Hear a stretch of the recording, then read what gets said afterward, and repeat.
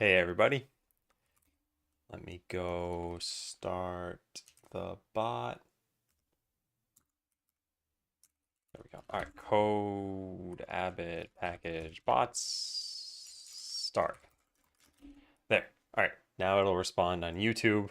I got to do this every day until I finally put this in production, which is not going to happen for a while, I think. Well, maybe Thursday. Surprised how early it is. Oh yeah, I forgot about that. Yeah, that happened yesterday, daylight saving time. Well, probably should advertise something about that. Anyway, hi everybody. There is a lot that I want to cover this morning before we get to coding. And so let's just go through the list. Number one is tenant review. You know the drill. Tenant review. All right, how are we doing on this? Okay. So breaks still going fine, almost to the point where I don't think I should even have this as a tenant anymore. Like it's a good tenant. You know what? I'm just gonna get rid of it. If I stop taking breaks, then I'll put it back on the list.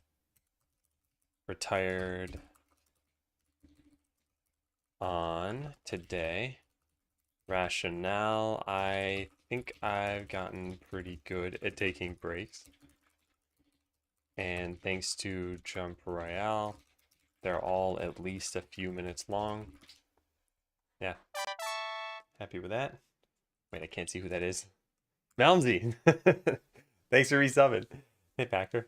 I saw, I think what's a message from you on LinkedIn, just saying like, hey, this is Malmsey. Which, I mean, I would have understood anyway from your name and your picture. But I didn't respond because I thought, I'm not sure if it's a message or if it's just the kind of thing that happens when you connect with someone. Anyway, this is me responding so you don't feel like I've been neglecting you. I know you already have something planned for April Fools, but that is also on Monday, and I would get a good laugh if you actually reviewed the movie Tenet on that day too. I haven't seen Tenet, and I've wanted to see it. I know that's not relevant to, to the joke here, but I actually would want to watch it. And why not do a Tenet review at some point? Okay, so where did my tenants go? There they are. Let's put this over here. Okay, hey Paris. All right, so mix it up. Definitely doing this. I have updates to share, a lot of updates to share. Yeah, I already have this as an update. So never mind. I'm not going to talk about it now, but I will talk about it when I'm done with this. Post-stream to-dos. Trying out a different form of co-working this week. So I think this should go better. All right, now this is the tenet that is up for some debate. So I think MVPs are still great. I don't think that part's up for debate. But I wonder if I should rephrase this so that it affects more than just making products. So one of the things we talked about a couple weeks ago, this March 1st. I guess it wasn't really a couple weeks. It was a week and a half ago. Let's talk about content creation. And then before that, it was, where was it? Wasn't there something like talking about the future of the stream? Well, I thought there was. Anyway, I might have renamed the VOD or something. But on this day, we talked a lot about like, where's this going? What am I doing? And I talked about some ideas. And Caleb had said something like, why aren't you just doing these ideas? And I never buttoned these. I was like, oh, it's pretty good. Yeah, why am I not doing it? And I've been thinking about that a little bit more. And I think part of it has to do with there's an audience for this show, which means that anything I do doesn't just affect me. And so I think I need to still be able to test things. And I think the way you test things on a stream is just by doing them. And they don't need to be perfect. So I need to somehow capture that here with everything, not just products. And I think I should reframe it to get to the point. So let's just write it out and see what that would look like. Get to the point. So for projects, make an MVP and see if they're viable. For stream segments, just try them out and see if we like them. In general, don't let perfect be the enemy of good. Now, another thing is there's something called the perfection trap. Yeah, it's a book And a friend of mine read this and said it was really good. And it talks about how trying to achieve perfection is practically never good. I haven't read the book, so I can't say for sure that's the entire message of the story. But I want to get this book and I want to read it. And I don't know if I suffer from this, but I probably do. And that's what this is going to be about. So for projects, make an MVP and see if they're viable. For features, figure out if they're really needed. For stream segments, just try them out. See if we like them. Yeah.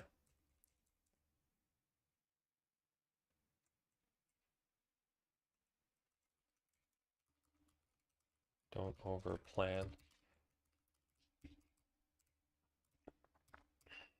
Yeah, I think this is good. I like this a lot better. Yeah, don't let perfect be the enemy of good. Yep. Need to learn to make more mistakes. Yeah, and I think there can be this fear of failure that plays into it. Like if you just worry about how something going to be perfect, then you can't ever really fail because you've never done anything. But as soon as you switch from worrying about it to trying to do it, then you're practically guaranteed to fail on some front.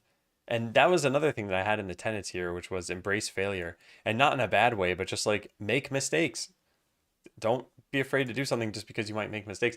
And I'm saying this to myself essentially. I know I'm responding to you, but yeah, I just sometimes have a hard time with that. So yeah, anyway, this stuff is all moving forward. Yeah, totally. So you have to stop being so perfect. That's why you should rename your other account Succeed to Live. Okay, what do we have here? So get to the point. So get to the point. This was reframed from the MVP tenet so that it applies to stream segments as well, which I've started to plan some more.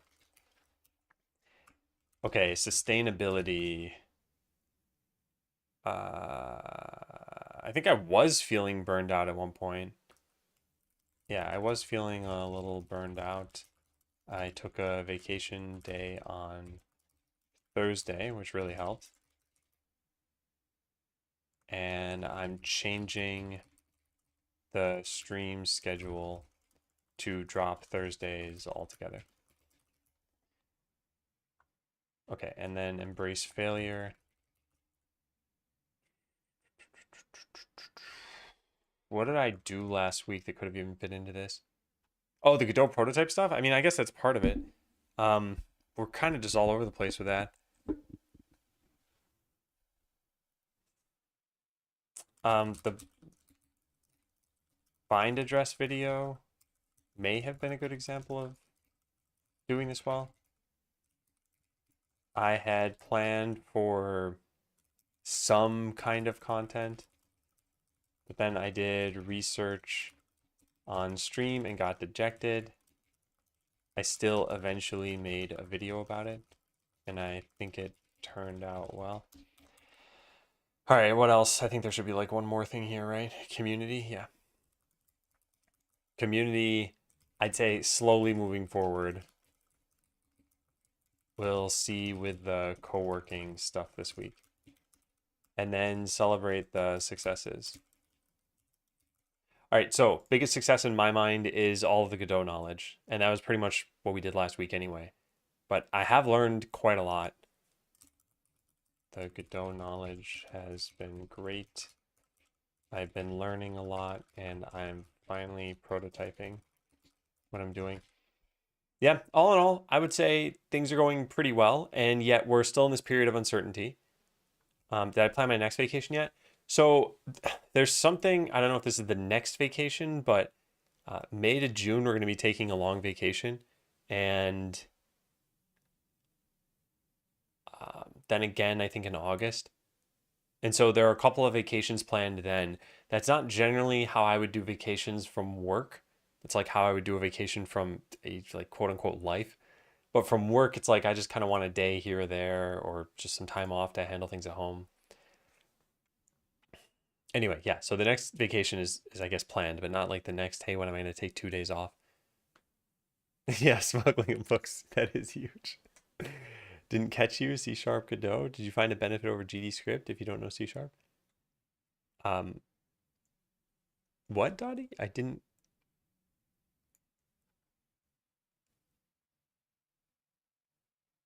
I'm I'm not totally sure what you're asking here.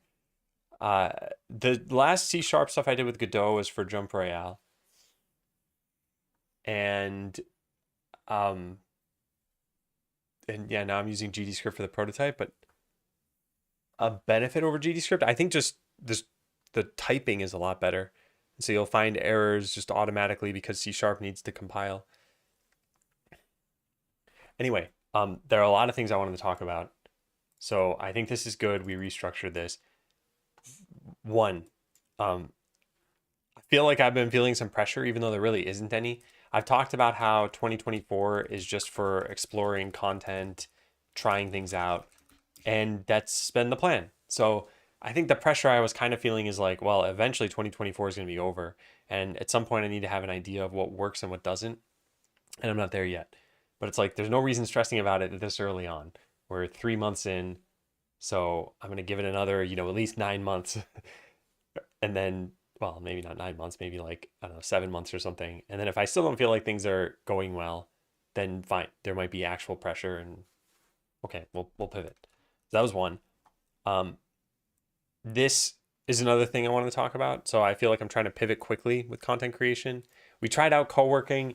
To be honest, I didn't like it when I was streaming on Twitch. I just feel like, what's the point? Like, people are joining in to watch my face and there's no music, and like it's just not something I feel like is worth doing. But I did think that taking Tuesdays for YouTube was a good idea. So that's why I cut Thursdays out of the stream schedule starting this week. I'm going to be for handling everything on my backlog. So this Thursday, for example, I'm probably going to work on some of that YouTube stuff that we've been doing, that it's like, there's just no reason doing this on stream, and maybe planning my organization course some more. So that's where we stand on that. Curious if C# was a better experience than GDScript. Oh, I see. I think there are trade-offs. Since C# needs to be built, you've got to remember that you have to build things when you're outside of the editor. Whereas GDScript will always just kind of tell you what the errors are that it can know about at the time.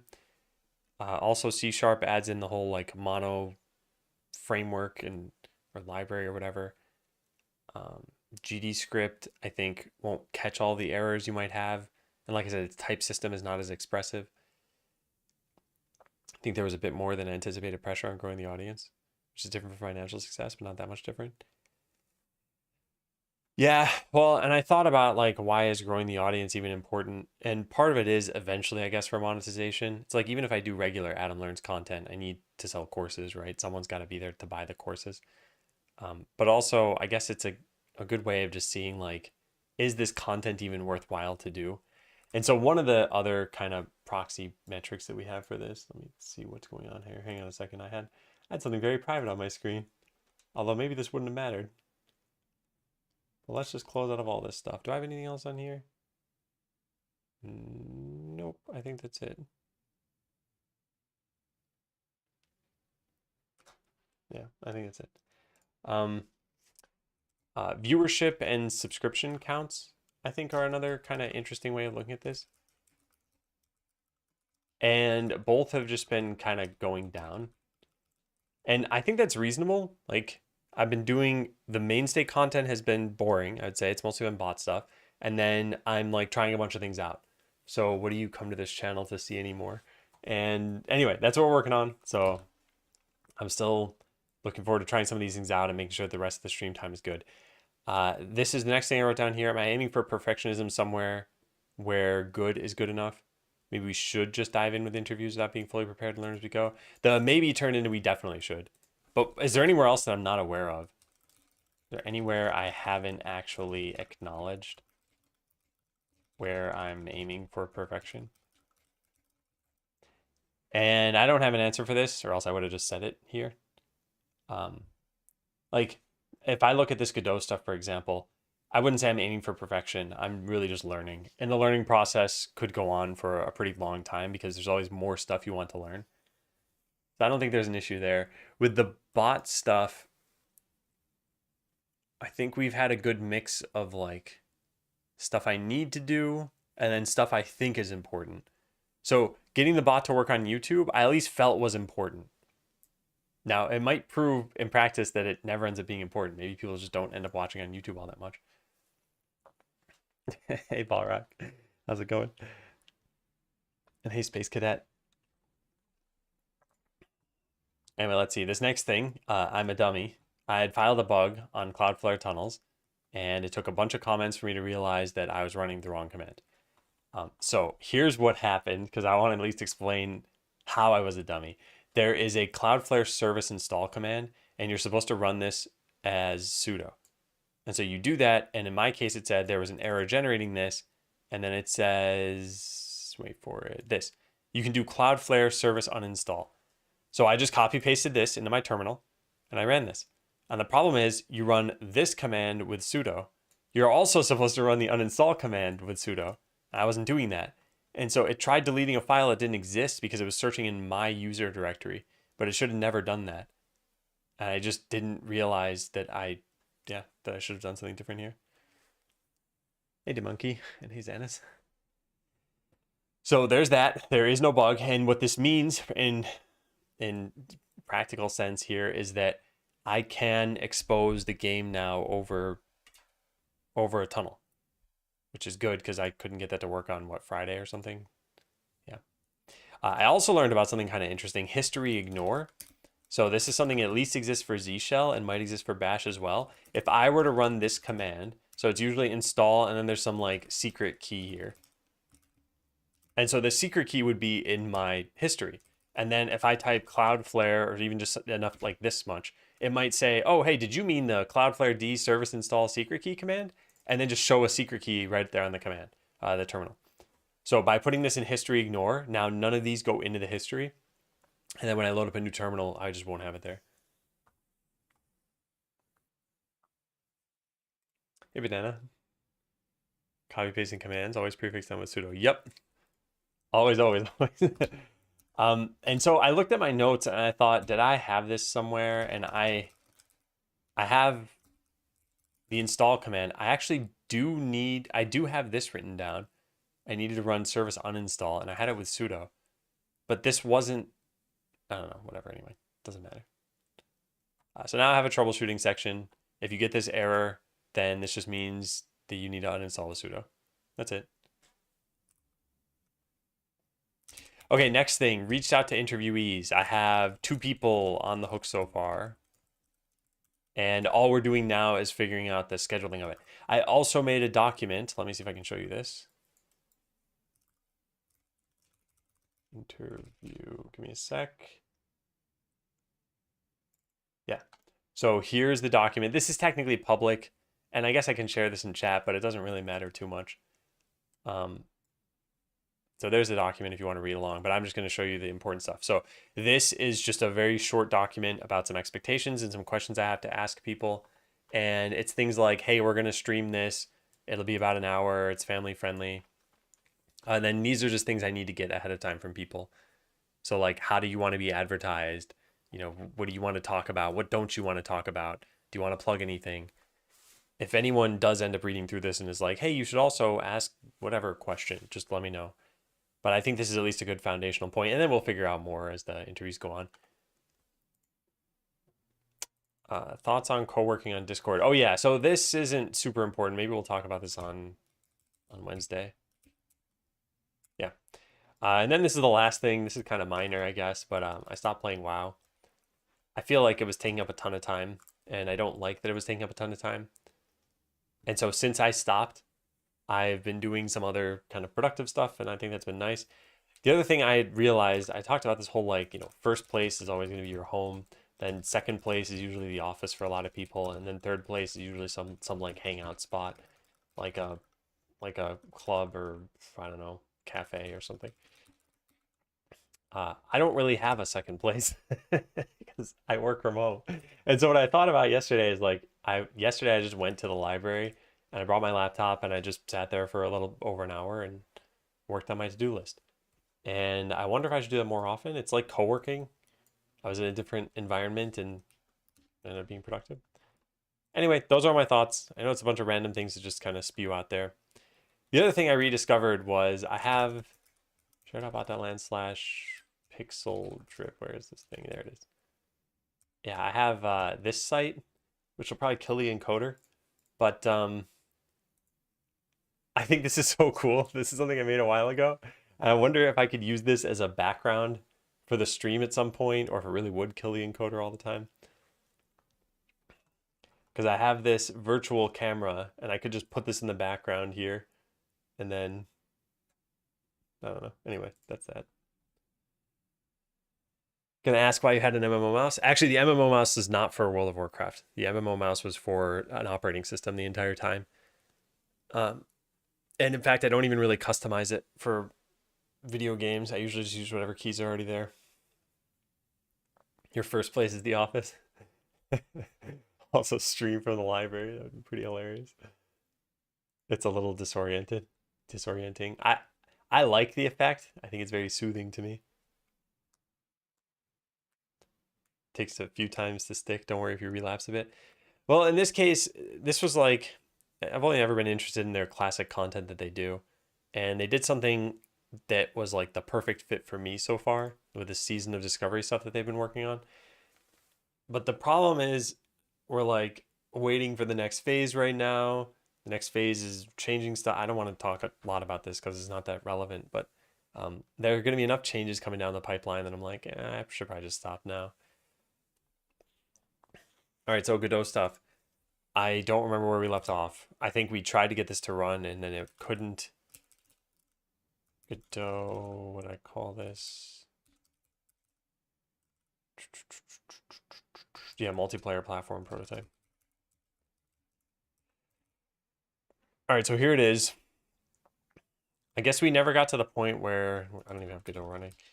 We never got to the point where I had people connect. I think I want to try that now. Let's see where we left off with this. Oh yeah, connect to the server failed. How do we start the server? Oh yeah, Godot server. Okay. So now these players connect and you just jump around and stuff, right? Yeah. And you can also press home to come back. Okay. Yeah. Pretty reasonable. So I want to have other people connect to this and just kind of see how this goes.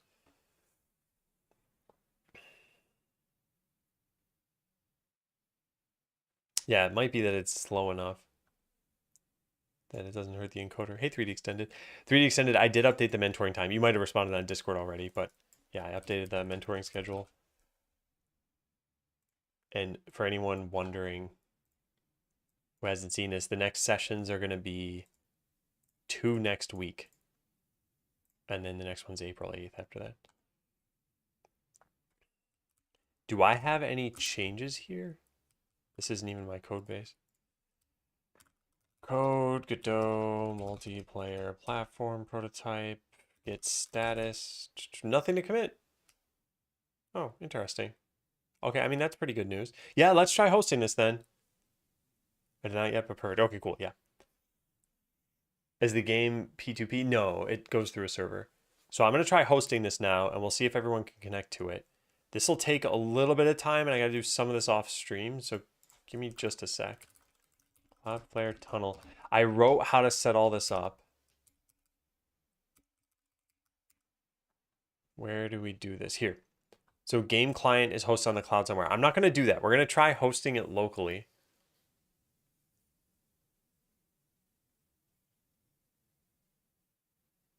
Yeah.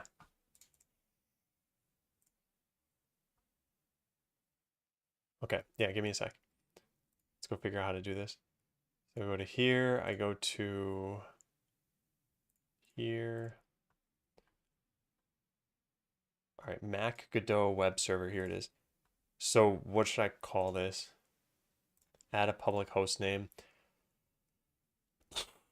Well, I don't know. Mac Godot. Sure. All right, so Mac Godot, and then type is going to be HTTP, and URL is going to be 8060. Okay. So let's try that out. This work? Give me a sec. engage privacy mode. Why won't you engage privacy mode? uh, that's strange. I don't know where my privacy scene is. There it is. Okay. All right, and then one more sec, and I will get this other thing up and running, and then we'll see what's happening here. There's a tunnel called delete me. We're gonna delete that. Now create a tunnel, Mac Godot game server. So it was Mac Godot. I guess I need to make like a Mac Godot 2. I don't know. Oh, I can't install 2 of these now. Point it to multiple origins. Oh man, yeah, I don't know how you do this. I never tried this.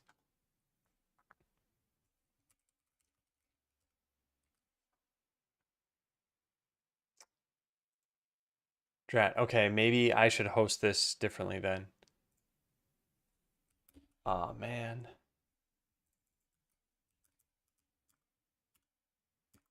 Yeah, this is a shame.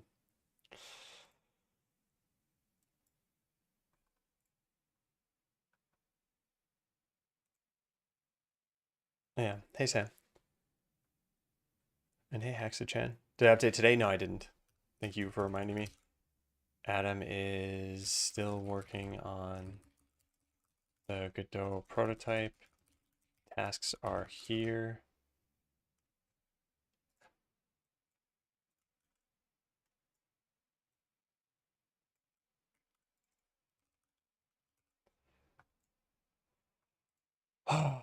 Okay, well, if you go to macgodot.bot.land, I guess it's, yeah, well, it's going to work for me because I can connect on my own network, but it'll only load the client for other people, I guess. And then it's going to, oh, it won't even show you this though. It's just going to show a white message saying like failed to connect or something. So I need to figure out how to get tunnel to show, to allow 2 connections. And it says this here. If you're running a Cloudflare D tunnel, you can point it to multiple origins, avoiding the need to run more than one Cloudflare service in the same machine. So I guess we don't need to run service install. Yeah. Failed to connect. We're going to work on that. I can see everybody loading this. Okay, so Cloudflare tunnel. Multiple origins. It's not really that I want to do. I just want to add it. Yeah, add a second tunnel.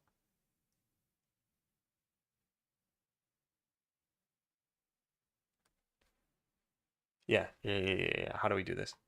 Use your single tunnel to serve both domains if both of the origins and web servers are on the same machine.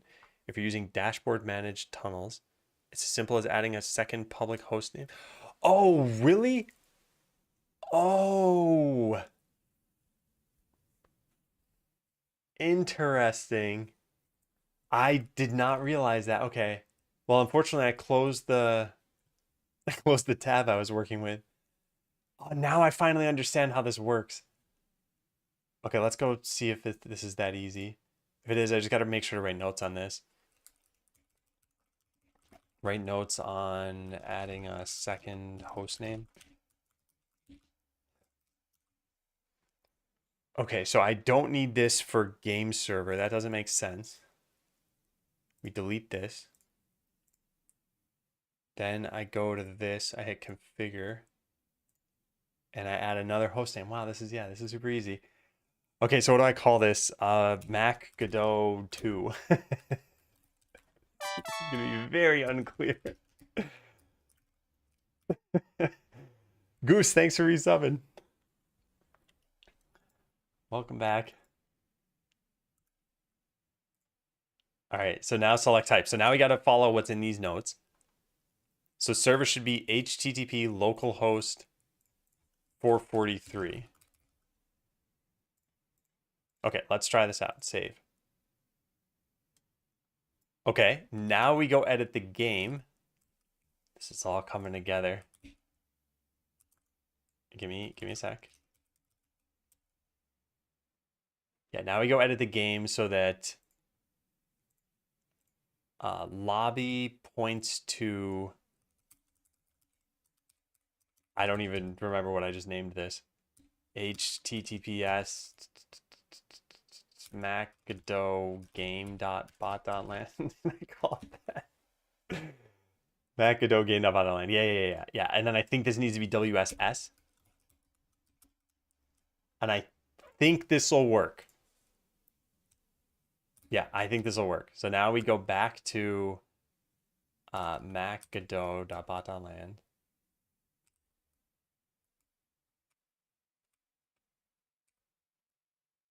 There's a Cloudflare tab on the main screen too. It's just not visible. Oh, that's a help tab, so that's fine. Okay, can people connect to this now, or does this not work? Because I'm guessing this is probably broken, and I probably need to figure out why. Although it is working for me. Maybe I need to refresh this though. No, it looks like following features required to run Godot projects are missing. Check web server configuration.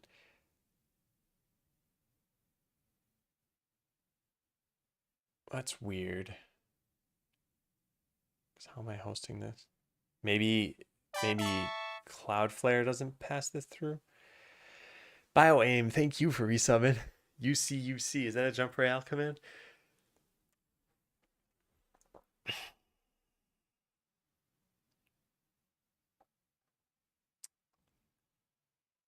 I think it's possible that. Wait a second. WS, that's the old URL. It shouldn't even be trying to connect to that.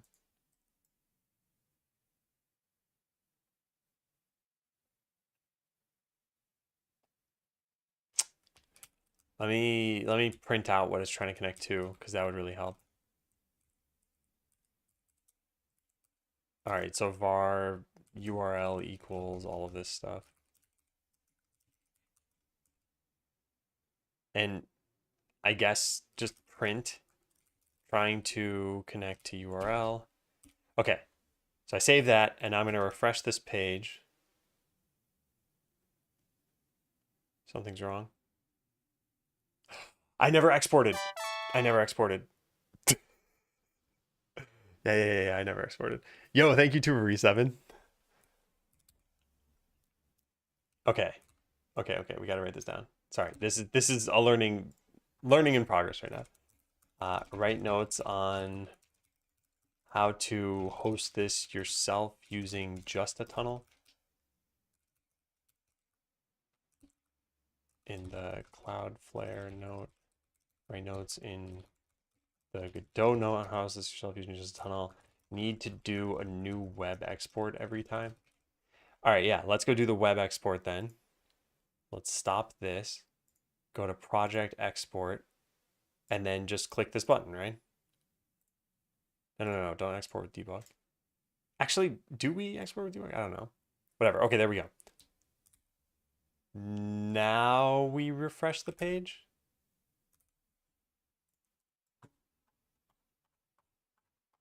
Hey, that's different. It's not good, but it's different. All right, what's going on here? It says trying to connect and then invalid URL. Okay, I wonder if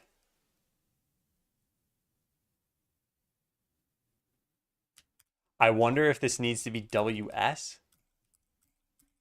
And I wonder. No, that doesn't make any sense. Let's try it out anyway.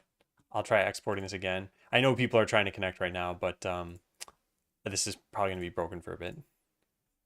I see my console moving a lot. All right, let's try refreshing this. Drat. Okay, that doesn't work. Oh, wait. Oh, it's this shouldn't be here. What am I doing? There shouldn't be a protocol in the thing. This should probably be, okay. My bad. This is why we're doing this. All right, let's export again, save. Okay. All right, now we refresh. It worked. Okay, I think people can connect now. Let's hope. But I don't see anyone else joining, so that probably. Oh wait, oh, someone else is in the game. Yeehaw! Uh-oh. No, you're standing on my head. You can't do that. Okay, this is super glitchy. Well, it's only glitchy because of the. Stop chasing me. It's only glitchy because of the zero velocity or zero position at the beginning. Same error, I assume browser issue. It might be. And since other people have managed to connect, I'm guessing it's not something on my side. You can press the home key to reset your position. So if you press home, you'll just teleport back up to the top. Now, in that case, we don't want to interpolate. So I'm already seeing some issues here. This is very silly. Whoa. Oh, and you can press up and down to change your gravity in the air. So you can do like short hops if you want by holding up or down. But those are the only controls. How many users would it take to start it lagging? I don't know. Yeah, by the way, this is all running on this machine. I was gonna say it'll be harder to check the amount of CPU usage we have. Oh, I like pushed someone else into the ground just there. Oh, you can like slide. No. Okay. I don't know if these are unique people connecting or if someone's got like 10 tabs open. It doesn't auto redirect to HTTPS. I see. So wait, are we able to connect then? Oh, I got pushed through the ground. That's not good. Oh yeah, you are. Okay, cool. Yeah. Yeah, there's a lot of weirdness going on right now. And I guess this is what we're gonna have to work with over here.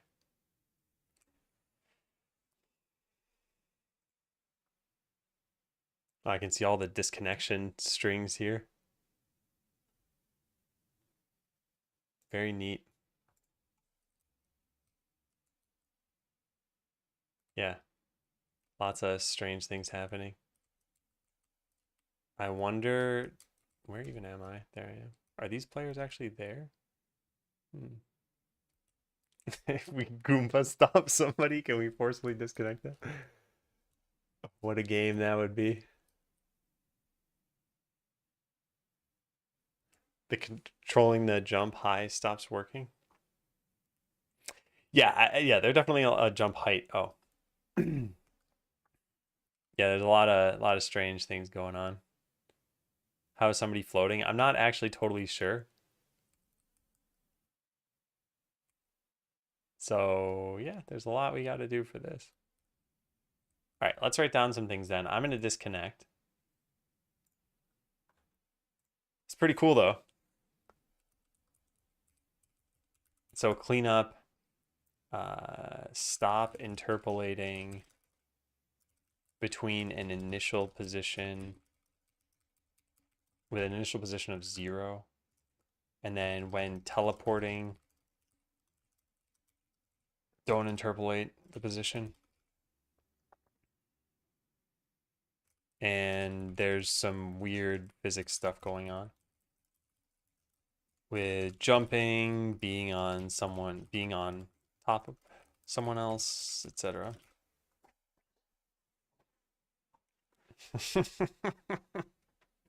JS-based automation for jumping. If only. All right, who's still in the game after I disconnected? All right, very few people. But they're all still jumping around for some reason. This is not a game. I'm surprised people are still actually using it. Let's write some notes down on all of this. I think this is definitely really, really good to write down. Yeah. My whole terminal is just getting spammed though. Condition peer greater than 0. And connected peers has out of memory. It's like spewing out of memory errors here.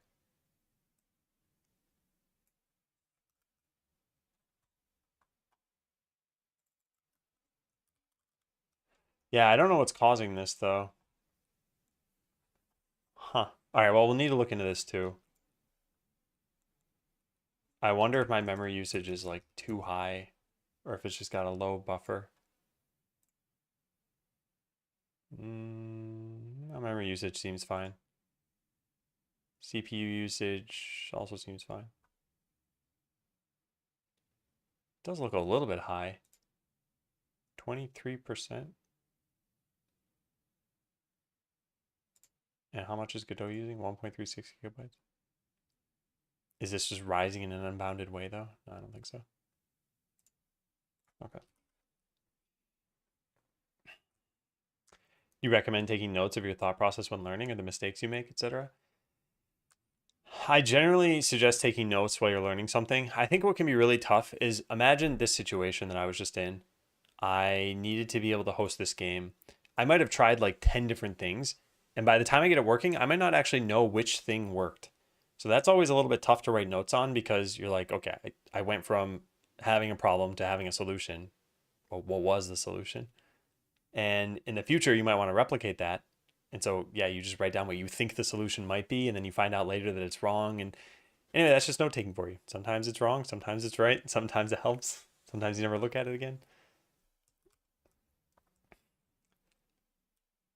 Okay, so we got to go into the Cloudflare note.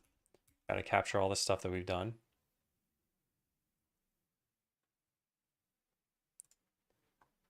Okay, so if you don't expect a service to exist, then uninstall the existing one.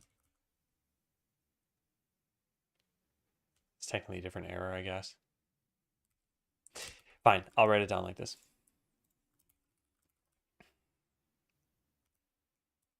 This is something like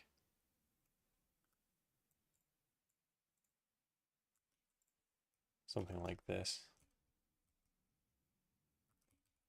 When uninstalling a service, make sure to use sudo. Otherwise, you'll see an error message referring to a user directory.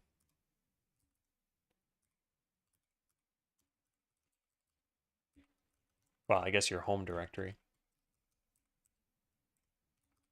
Well, your user's home directory.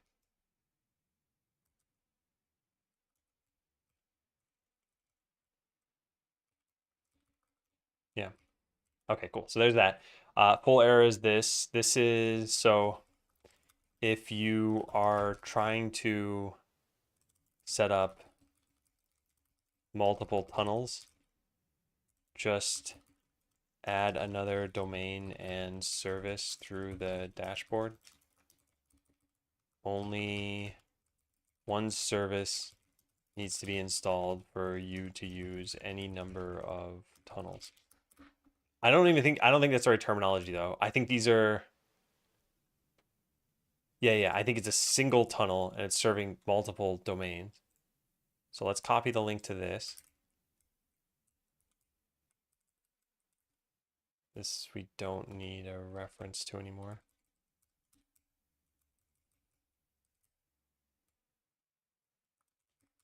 Technically, you only need one tunnel to be able to serve multiple, I don't know what you call it. I don't know what you call it. Services, I guess. E.g. a web and a game server. Yeah. Okay, so those are those notes. Did I plan the code review yet? Wasn't able to catch the beginning of the stream. No, I was thinking of maybe Wednesday, but it's hard for me to figure out when I'm going to do that content only because I haven't been planning as much ahead of time. I've just been doing this Godot stuff. But yeah, I'm thinking Wednesday now.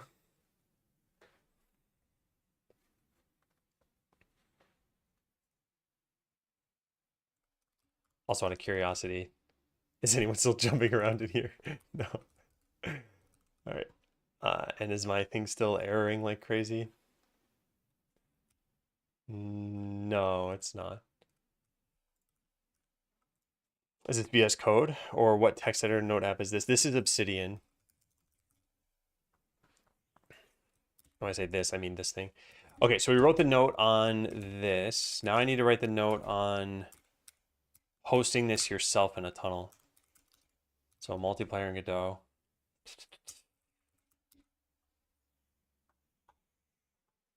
Okay, pointing at a local WebSocket server. Game client is hosted on the cloud somewhere. This is relevant because most browsers are going to block outgoing traffic. Doesn't really matter if it's hosted on the cloud though, right? Just matters. I gotta remake this whole note probably. Well, not the whole thing, but took a lot of trial and error due to ports and tunneling and having to upload the game a bunch of times. So there are two setups that I have. I have the one where the client is in the cloud and server is on your machine. And then this one that we just did, which is client is on your machine and the server is on your machine. And so this is what I want to write notes for. But there's a lot that's in common with this other one. The game client is either hosted on the cloud somewhere or hosted on your own machine via a tunnel.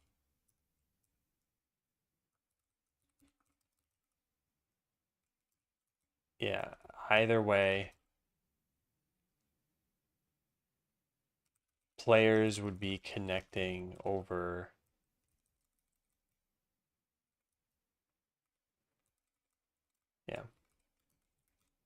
over HTTPS. So that means the WebSocket connection would have to be, well, I'll just say couldn't work over WS, not secure. Okay, a lot of trial and error. Use the official WebSocket multiplayer demo. It's a def port. It's a protocol. Set up a tunnel. So I don't have anything about hosting the client, do I?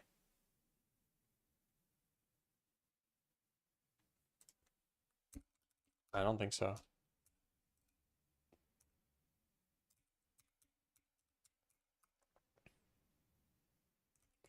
Oh, but this is that whole host.py stuff. Oh my God. Do I have it written in Python somewhere? No. Oh, where did I do this? It was exporting builds or something from Godot. Yeah, this. Hosting the web export. That any means of hosting, with any means of hosting on the web, you eventually see an error like this. Means the headers have to be set correctly. Easiest way to do this is a Python script from this page. Concrete steps are very simple. Hosting on a shared web host, hosting locally. Oh, I wrote this down. It's right here. So then I guess it's already done.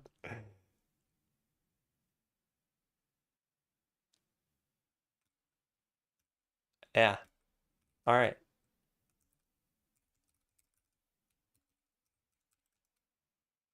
Just make sure this is totally fine.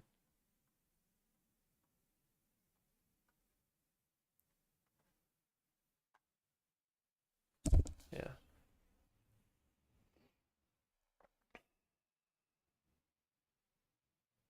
Okay.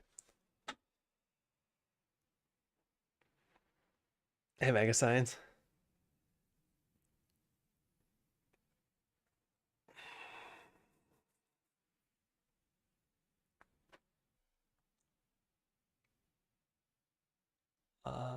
All right. So the short story is this: if you want to host both of these things, just set up one Cloudflare tunnel and point at both the services. Oh yeah, and then do a web export every time. Okay, that's the part I didn't write down here.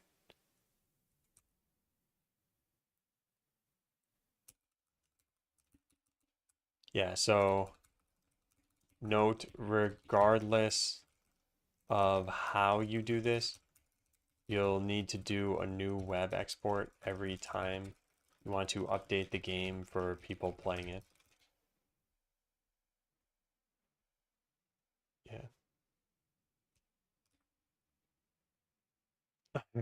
Good job, team. Okay, cool. So now we can finally get to working on the game again. Let's do this. Stop interpolating with an initial position of 0. So this is coming from player. We have sync pause set to 0 originally. So let's set this to... How do I want this to work? Because here, where do we do the interpolation? Here. We lerp it with the sync position that we had. So at some point we need to set the sync position to your actual position so there is no lerping. So like we need to know that you essentially teleported somewhere, which is what happens at the beginning of the game. So that needs to be known. How do we do that? We could sync a did teleport bool. And then when true, set the global position to the sync pause immediately. Yeah, no LARPing, no Thunderbolt for 3 damage.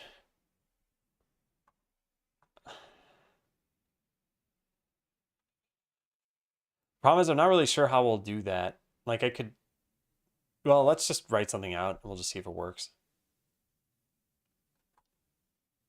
Yeah, let's just write something out. Did teleport equals true, because at the very beginning you're going to spawn in by teleporting. And then anytime you press the home key, where's the home key here? Well, we said did teleport to true. Then if in any case, if did teleport was true, we set it to false. And over here, if did teleport,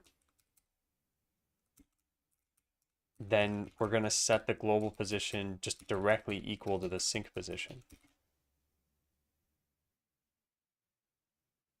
And that's that, I think. Then we just have to synchronize did teleport. Let's go try it. So we go into player, synchronizer, and then add did teleport. And just set it to be on change. Okay. Now we hit the play button and see if that works. I have no idea if it worked or not.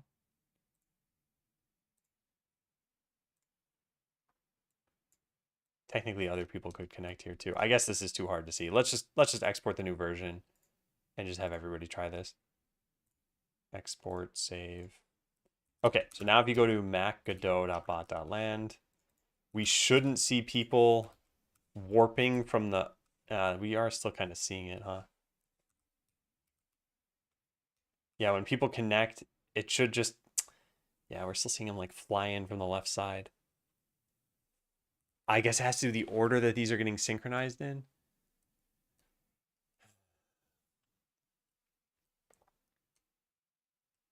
Yeah, probably has to do with the order.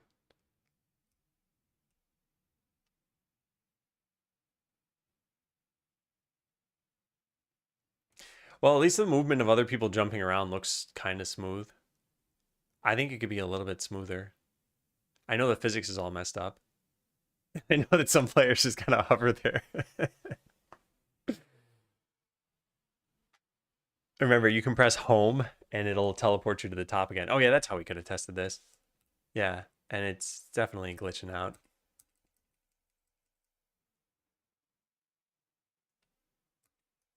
Where am I? There I am. Wait, what? I actually don't know where I am. Oh, I'm pressing the wrong key. There I am.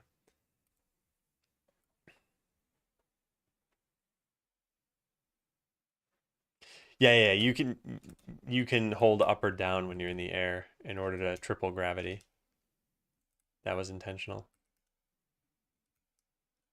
Strangely enough, if you press up and down. Oh, I see why that wouldn't work. Because I do this axis thing. Maybe make the local player look different. Oh, that's a good idea. Yeah.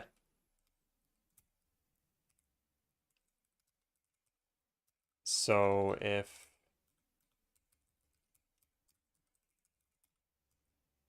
there should be a way to do this, it's sprite dot modulate color 100. Does that work?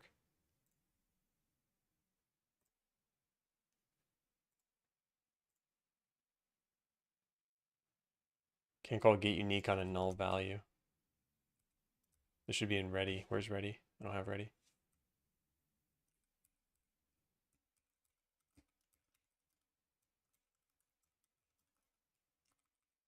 Where does the colon go here? Here? Yeah. All right, let's try that now.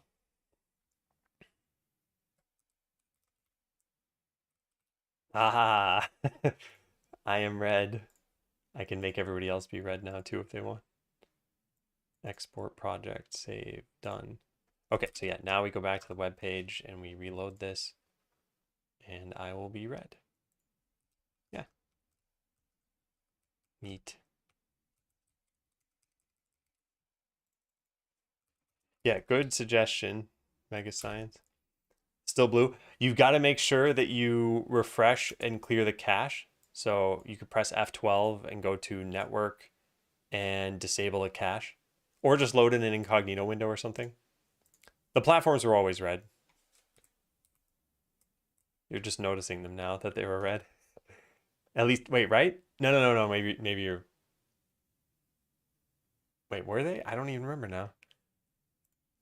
No. Yeah, they were always red because this code doesn't even control the platforms. Yeah.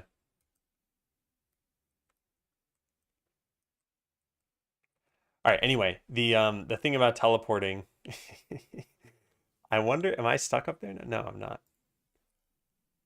I wonder how you get stuck in those positions. I wonder how you repro that. Whoa, I got a lot of velocity off of somebody else's jump. Where am I? There I am. How do people get stuck? So goofy. It's the most ridiculous thing.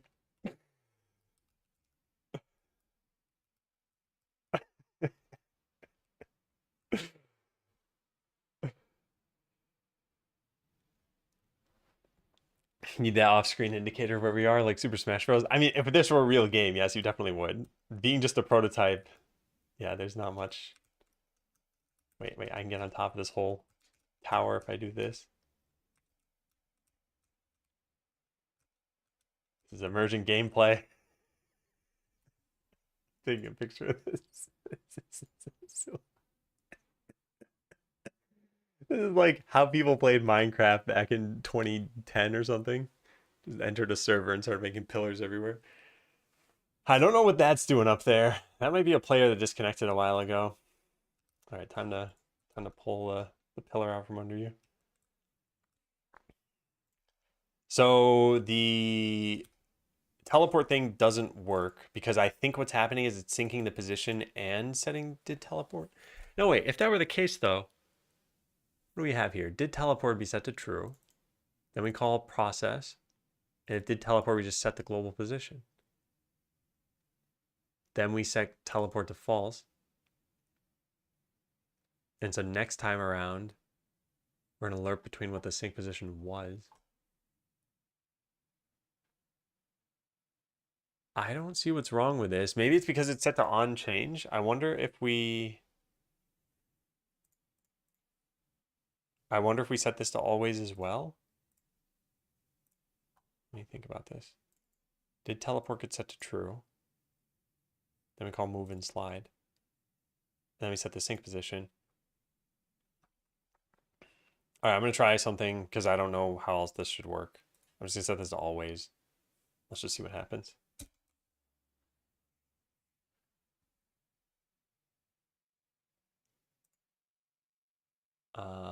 Export. I don't think this is going to work, but it's still worth a shot. Okay, so I refresh the page now, and now we should be on the new code.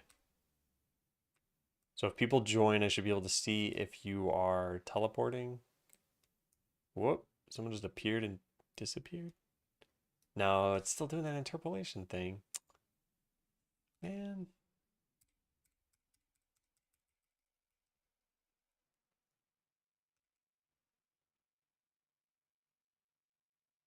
Yeah, it shouldn't be doing that. I don't know how to stop that. So I guess setting on change here was actually fine. Okay, well, let's think about this. If we can't get it to work that way, how else would we get it to work? We need to know that you've teleported. There's no other way. Well, there is one other way. We could check the distance from your last position, and if it's too big, we assume you teleported. But that's going to be imperfect, and there are a lot of, yeah, that's going to be imperfect. Is there a logic problem here? Or is it a networking thing? Authoritative, did teleport, just set it here, yeah. Huh. At what point do I unlock double jump? After 1,000 jumps.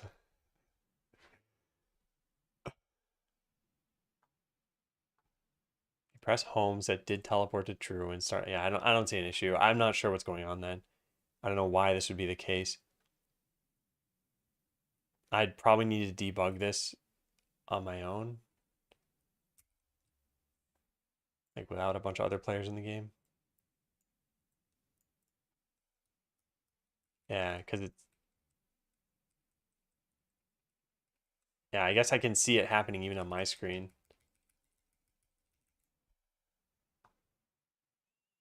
Yeah, someone shoved you into the ground. Yeah, I know. The physics are not great.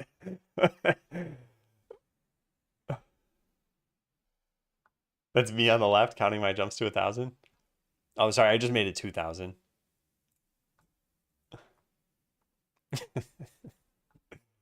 Please don't torture yourself.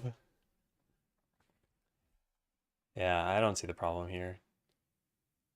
All right, I think I should turn the server off and try this out for myself right now. Except for if I turn the server off, then it's going to... Well, first of all, let's see what happens. It should just disconnect everybody, right? Wow, yeah, look at that. Just immediately happens. And now nothing's going to reconnect it. Well, unless I start the server up, which I can't do. I need to stop. I need to stop the tunnel. How do I stop that? Game, edit.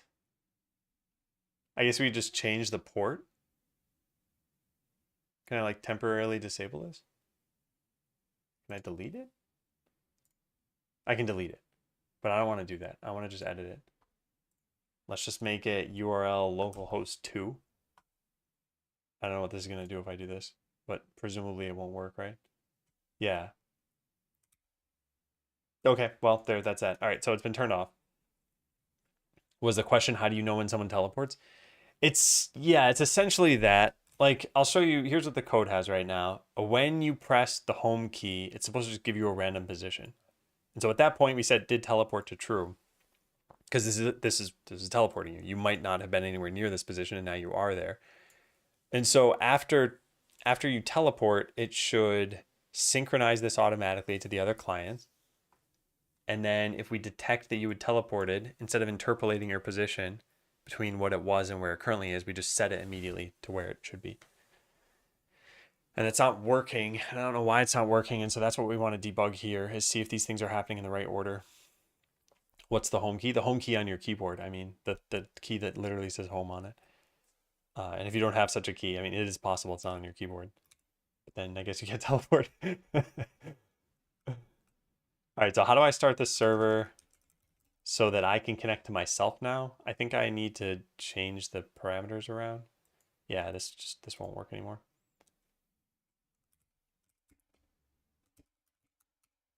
All right, so we go into lobby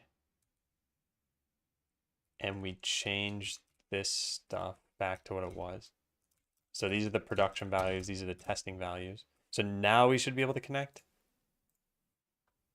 Yeah, good. Okay, which means that now we can debug this.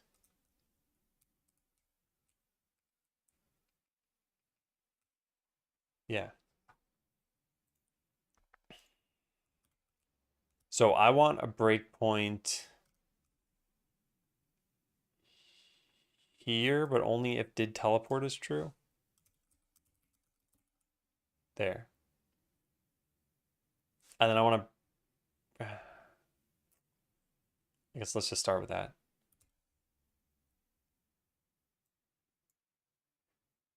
So this is gonna break in on the wrong thing. I don't want this. I don't want this. Yeah, I want it to be somewhere else. Remove, sure. I want it to be here. And then let's just start with that. Yeah, let's just start with that. Should have been hit immediately in a one. Oh, no, it shouldn't have been hit immediately. All right, now we connect with one instance over here, and it should break in VS Code immediately. Good. Sync position is set to 0, 0. Interesting. That's because of this. I see. Okay, that explains the first problem that I had. So cool. All right, I can fix that. But now the second problem that I had is... Oh, darn it. Which one of these was spawned through VS Code? Probably that first one. So if I press home over here... I guess I need to press it over here. What? Is did teleport never getting set to true? It is. Oh, and then we're immediately setting it to false afterward. Oh my god. Okay, my bad. My bad. There should not be frame drops. Okay, I think I understand both problems now. Problem number one is that we're setting the vector to, or setting the position to 0 at the beginning, and then we're syncing that. So we're saying that you teleported to 0 and then interpolate the rest of it. Okay, so we got to fix that. So I'll just write it to do there. To do can't start this at 0. Need some special logic. Otherwise, it gets synced as 0 and then interpolated after. All right, so we delete this.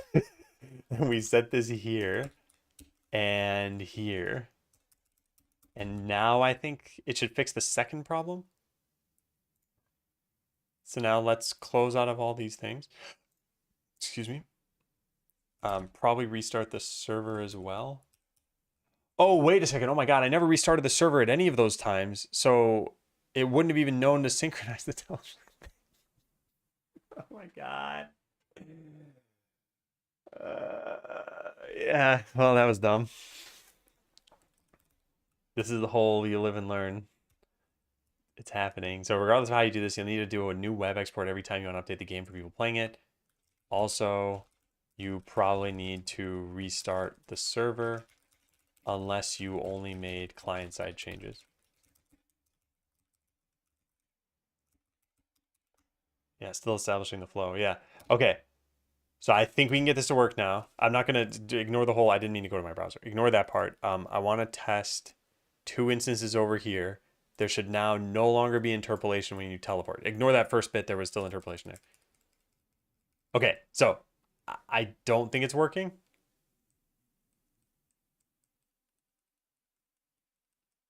Maybe it is. Like if I press this fast enough, we shouldn't see any horizontal movement.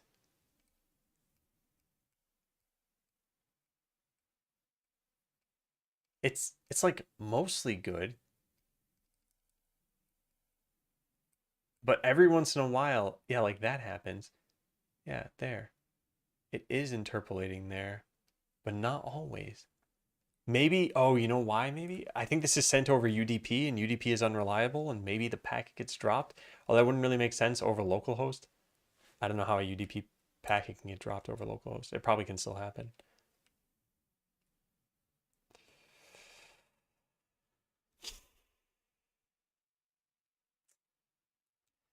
Is there any other explanation for this? Set this did teleport to true. We're synchronizing it on change. Maybe I'll just try something here. What if we set this to synchronize always?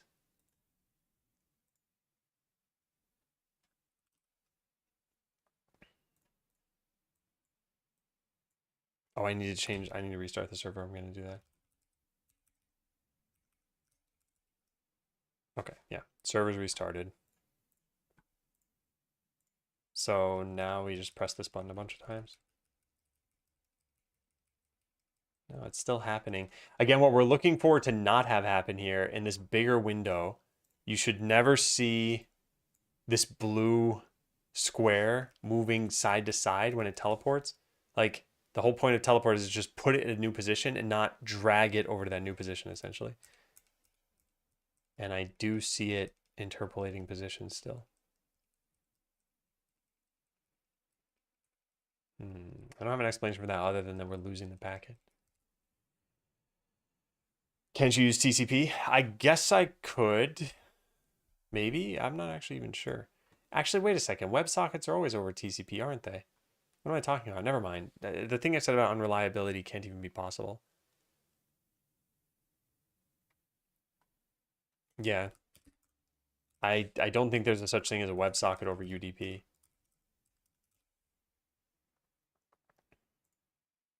Because I think it naturally goes over HTTP. Yeah, which is over TCP. Yeah, I don't think it's possible. You don't have packet loss on localhost anyway, yeah. What is the issue here? Oh, wow. I've like way shot over what my break was supposed to be. Okay, let's take a break. And then when we come back, yeah, figure out the teleport issue. Why would it only sometimes work? All right, I will be back in a little bit.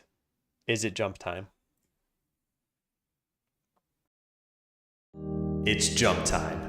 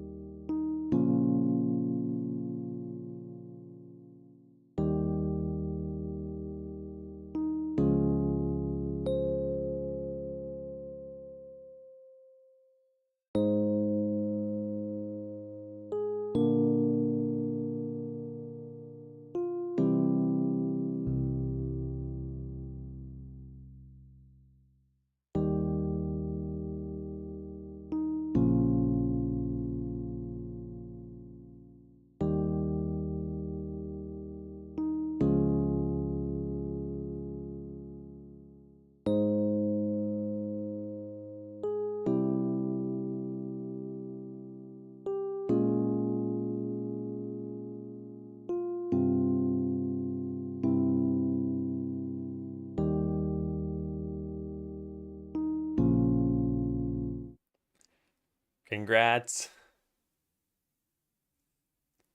Congrats on your first win, Nuke. 1-0-0. Mobile is so hard, yeah. Also the lag, Juan, I don't know if you noticed a difference, but I've stopped using Restream, so at the very least it should be less laggy than it was. Close the game. So that game was something we made back in December, and Darkstorm has been improving it. All right, yeah, so figure out the teleport issue. Why would it only sometimes work? I don't have an answer for this. I mean, it's got to all be here. And the only thing I added in was this. So it's not packet loss. Could it be that we're not synchronizing? Did teleport correctly? That's not even up to us though. Maybe we should just log some things here.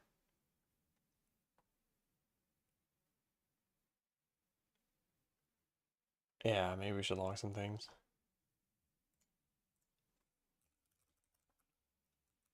So did teleport was true.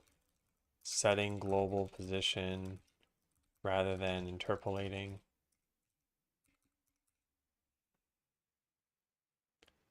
Do I delete the guy and then re-add them? No, I'm just setting a Boolean of whether or not they teleported. Deleting and then re-adding them would probably cause quite a lot of issues in the future. I mean, you can imagine there's going to be things like animation state and who knows, like particle systems and whatever else. And if you delete and re-add, you'd have to reset all of those things to exactly what they were, which would probably be really, really tough.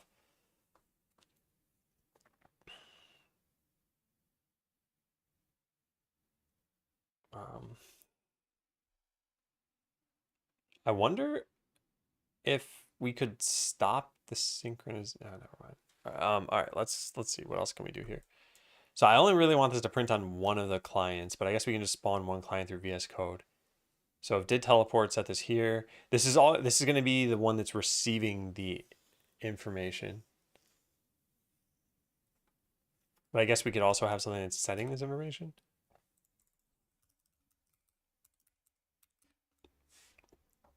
So set to true. Teleport set to false. And this is set to true and we set the position. Okay. I don't think this is going to tell us a lot. Yeah. Yeah. I don't think it's going to tell us a lot. Well, let's try it out again.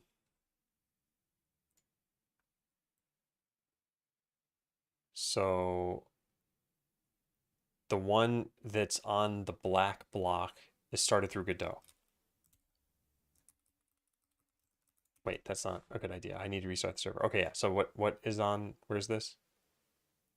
Okay, so the one that's on the bottom right is Godot. And the one on the black block is now VS Code. Okay, so VS Code on the left.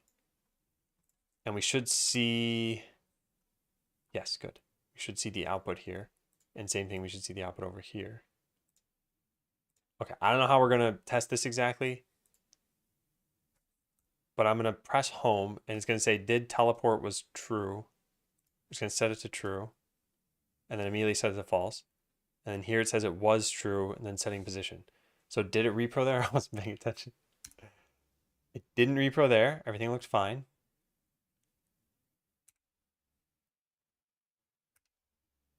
So far, everything's good. That was not good, I think.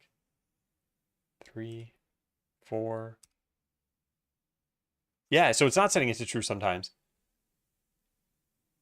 And that's what the problem is. But how is it possible? Can I clear this? Clear the console. Clear output.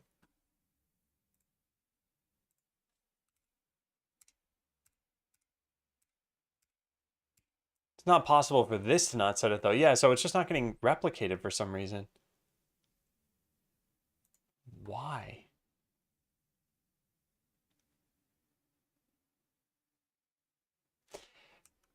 This is probably some quirk of Godot, multiplayer synchronizer. Is there a way that this wouldn't send the information somehow?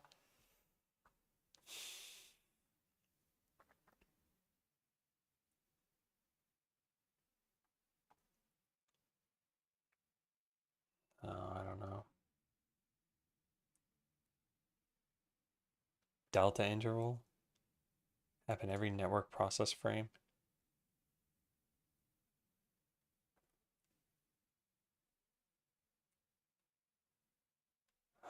Yeah, I don't see a problem here.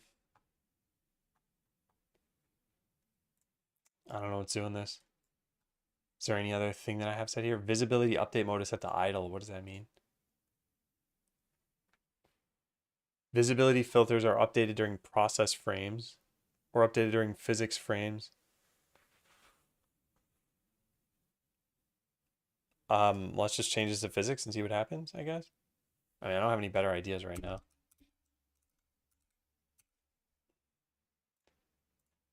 So now we got to restart these things. And we're just going to see if the bug doesn't happen anymore, then I mean, I could come up with an explanation for why. But since we're just testing this out, let's see what happens here. So we got to look at this window. No, it's still interpolating sometime. Oh, wait, look at this. We're seeing here, it's not replicating all the time. I guess it was easier when they're interleaved like that. Like, yeah, every once in a while, you don't see that did teleport was true. You just see that we're setting it to true and false. Okay, so how about we search for that then? Godot not synchronizing. Not syncing on spawn or sync. This is from 2022. Failing to synchronize.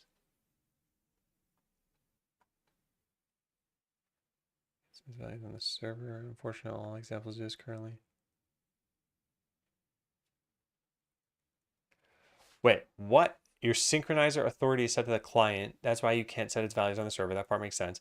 It's unfortunate that all examples do this currently. The general recommendation for synchronizers is to let them be server controlled and handle player input using RPC.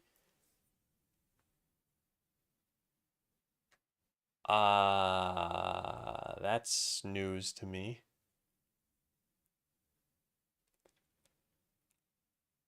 Let them be server controlled. So basically what it's saying here is instead of having the client tell the server, hey, I'm at position, 5,2, have it tell the server, hey, I moved left. And then have the server tell everybody, hey, this player is now at 5,2.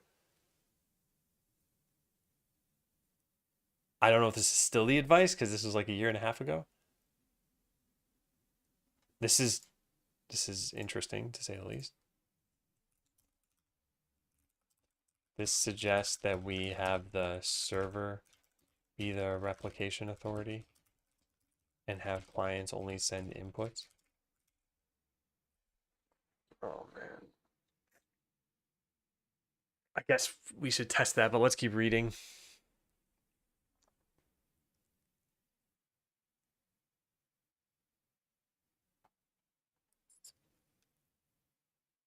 Does not sync variables from nested spawner.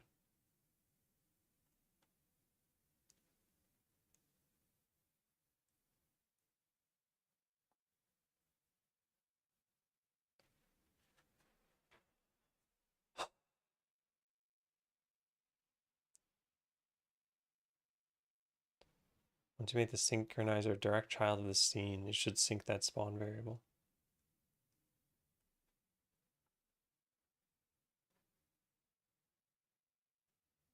That makes it much harder to cheat. Haven't touched the ball with the players spawn in the correct positions now. Man, this is fine in theory, but then we need to predict what your movements are going to be on the client. Oh, I don't know. I guess that's how we change everything. And then the server just handles everything, and that fixes like 2 other problems we were going to tackle. If the client tells you where it is, you would essentially could fly on the client, right? Yes, yeah. We weren't trying to solve that problem yet. But yeah, currently the client could tell you, "Hey, I'm moving at a speed of, 9,000 or something," and you would just have to trust it. So if we were to do things the way that this is suggesting, then we'd also tackle the anti-cheat stuff by doing this. But what doesn't make sense is why we had this bug. Because the bug isn't like, we're not concerned about the cheating part. I just don't get why the teleport thing wasn't working.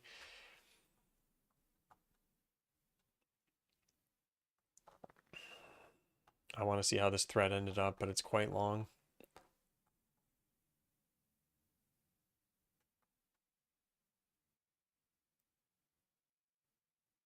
Oh, interesting. You can just set the function equal to this.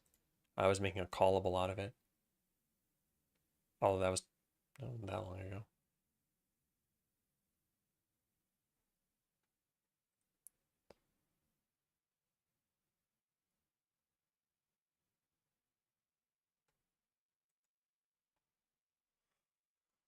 Whew. All right. I mean, I guess that's one thing. Is there anything else on this? Help not syncing. Also, something just popped into my mind. There's a game called Kirby Block Ball, right? On Game Boy? Yeah. Okay, so this game was a lot of fun. It had something that I always wonder if this could be made multiplayer and be interesting at all. So it was a single player game on Game Boy, and it was like a breakout style game. So Kirby turned into a little ball, and you shot him at blocks, and the blocks got destroyed, and there were power ups and stuff. But you actually, in this case, controlled two different platforms. So pressing left would move both of these platforms to the left. Pressing right would move both of them to the right. And on some of the levels, you had four platforms. Four of those little paddles, I mean. They don't have a picture here. Oh, here we go. Yeah. So like this one, you press left or right and it would move the top and bottom ones. You press up and down and move the side ones. And I wonder if I made something like this into a prototype where everyone controlled one paddle and there were like 700 different pong balls moving back and forth and you just tried to stop the ones you could. I don't think it'd be very fun, but it'd at least be better than this jumping around stuff.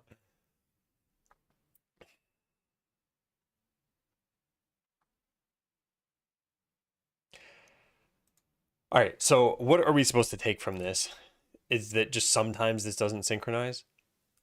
Because if so, that's kind of a sucky conclusion. What if it doesn't synchronize something that only ever happens once? Like, what if you press the space bar, for example, and space fires a bomb in the game, and we never synchronized that? Then I guess you never fired a bomb. You have to scale it so that to the amount of players, so we can't just cover it all. Yeah. Well, and also you need some. As soon as you try to make it into a real game, you need some coordination between the players, right? Like I'm only going to tackle this 10% of the board, and you only tackle the next 10%, and you only tackle the next 10%. Otherwise, you probably couldn't win, or the game wouldn't be fun because you'd always be stopping everything. So yeah, I don't think it'd be a very good game, but I think it'd be a cool prototype.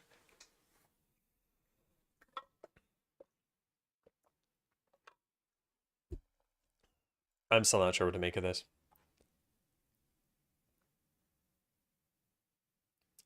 Variables up to the player in physics process. The reason is you're seeing giving authority to something spawned by a spawner is not great at best.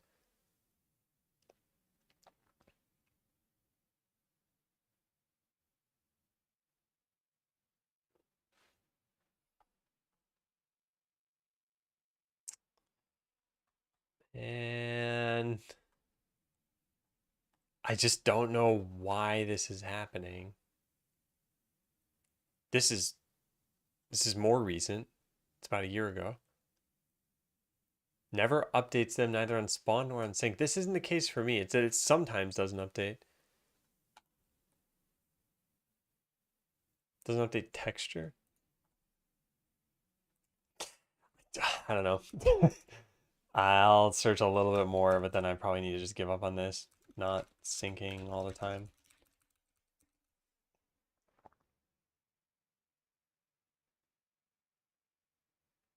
Ignoring delta for non-authority. Actually, you know what? I wonder if no, there's no problem on the server. I was gonna say maybe there's an error that's pointing to what's wrong.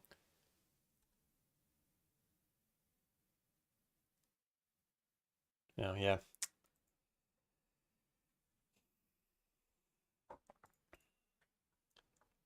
Okay, well, I think we need to reform what I've done here.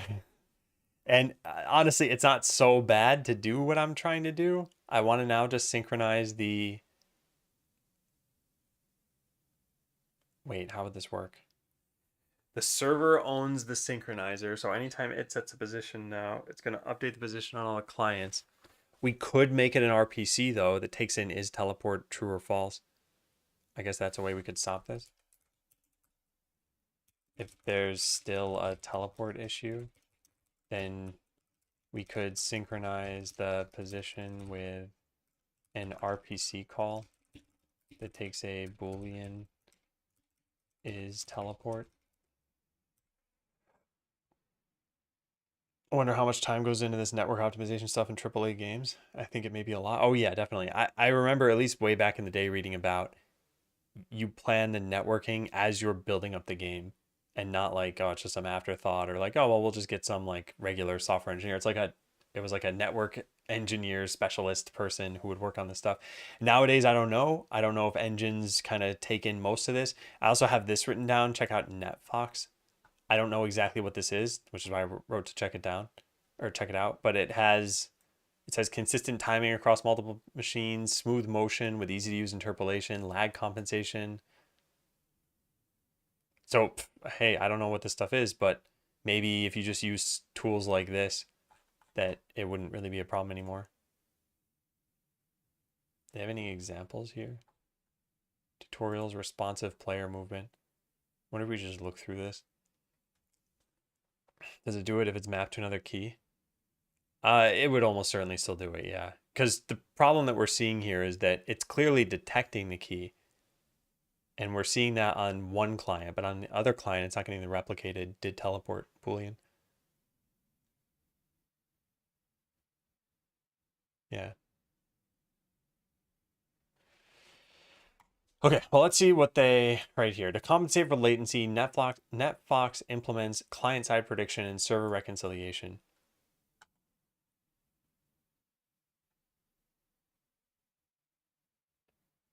I kind of want to read this stuff. Yeah. How about we start with this then? All right, I'm gonna blind everybody for a second here. Sorry, but this page it's got pictures and I need to be able to see the pictures. So in the first article of the series, we explored a client-server model with an authoritative server and dumb clients that just send inputs and then render the updated game state. A naive implementation of the scheme leads to a delay between commands. So yeah, this should make sense if you think about it. If you press right on the client, it sends a network packet to the server processes it, server sends a response back, and it says, yep, you moved right. And so the client is always waiting at least that network latency times 2 to figure out how it can do things. So that's where client-side prediction comes in, which is like, hey, we know that we pressed right. So let's act like we pressed right now and do something, but then the server will eventually tell us where we went, but it's going to be slightly delayed. So we're going to need to reconcile that state that we get back, which is what this whole thing is. So that's the explanation of this article. We're going to read more about this. Yeah. So even though there are some cheating players, most of the time the game server is processing valid requests from non-cheating clients and from cheating clients who aren't cheating at that particular time. This means most of the input received will be valid and will update the game state as expected. If your character is at 10:10 and the right arrow key is pressed, it'll end up at 11:10. We can use this to our advantage. If the game world is deterministic enough, that is, given a game state and a set of inputs, the result is predictable, we can send the inputs to the server and immediately process them on the client. We predict the game state will be after the server has processed the inputs. This eliminates the delay between receiving input and rendering its effect. Furthermore, most of the time, this prediction will be accurate, so there's not any visible mismatch yet.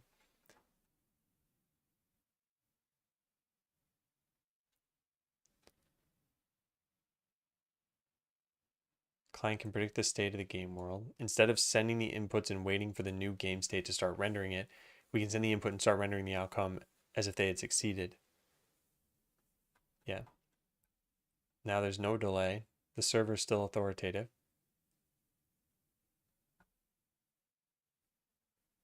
Yeah. In the example above, I chose the numbers carefully to make everything work fine. However, consider a slightly modified scenario. Let's say we have more lag than it takes time to move.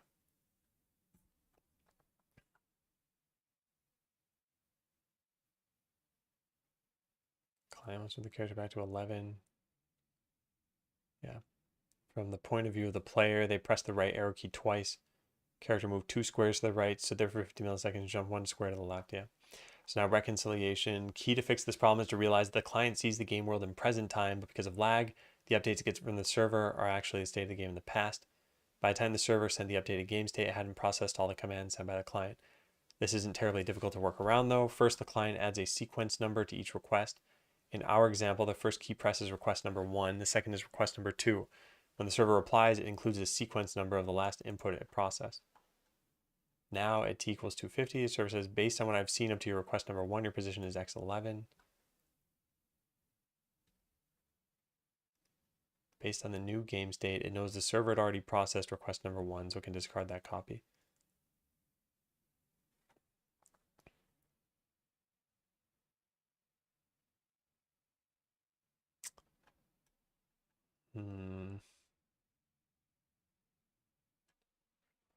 Returns copies of sent input up to number 1, but it retains a copy of number 2. Updates its internal game state with what the server sent.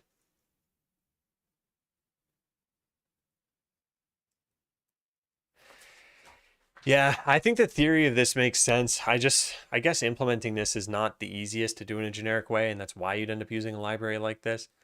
And part of me wonders, should I even bother? Should I just use the library and not even try coding this myself? Like, I get enough of the theory behind this. I don't know if I want to code this myself. Where is the dark reader extension? You mean like how would you use it? Because there's a link to it. Can you throw an error when it syncs? What do you mean, Russ? When it syncs? You mean like through the bottom of the stage? Where is my? I'm not sure what you're asking.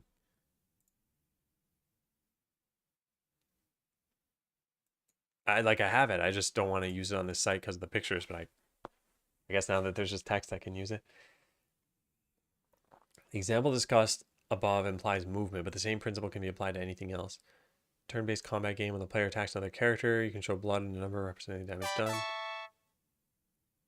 Yeah. You mean the library provided by W4? Gluskup, thanks for resubbing. I'm talking about just this thing, Fox something, NetFox. I don't know who makes this. What is W4?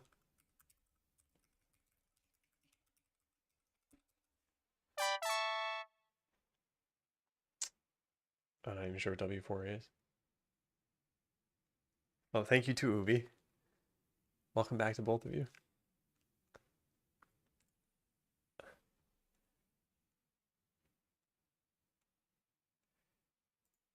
All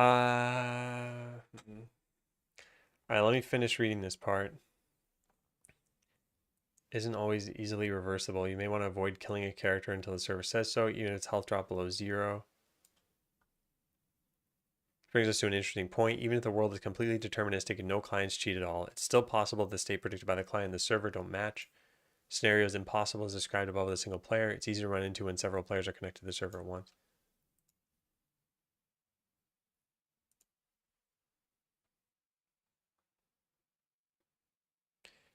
Interesting.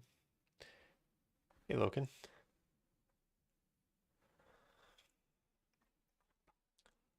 So I think this is where everything is kind of naturally taken us. Which is, we now have a choice. Do we code this ourselves or do we jump to using a library? And I don't know what I would exactly... If I were to do everything myself, I'd pretty much just be making the library. But then I'd be debugging all this stuff and maintaining it. So I'm leaning toward trying the library. But as far as coding it ourselves, how would I do this? At least for the first step would just be have the server handle inputs. And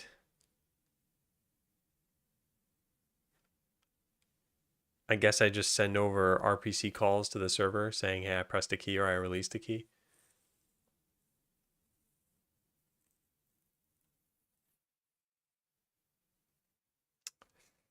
I don't know, this stuff is also tough because even the pressing and releasing keys is like, you might press a key for half a second and then let go.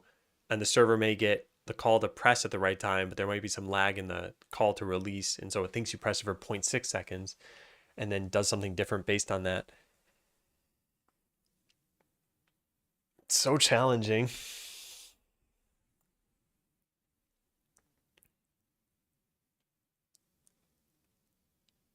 And I guess the server's just sending the position out to everybody. So, well, no, but you have to reconcile it with what you've done. Yeah, I don't know. I kind of want to try this.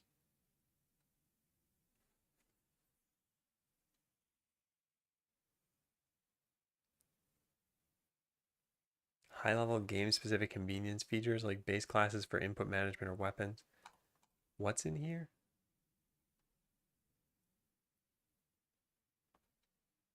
See the docs. What is this even called? Extras. Here it is.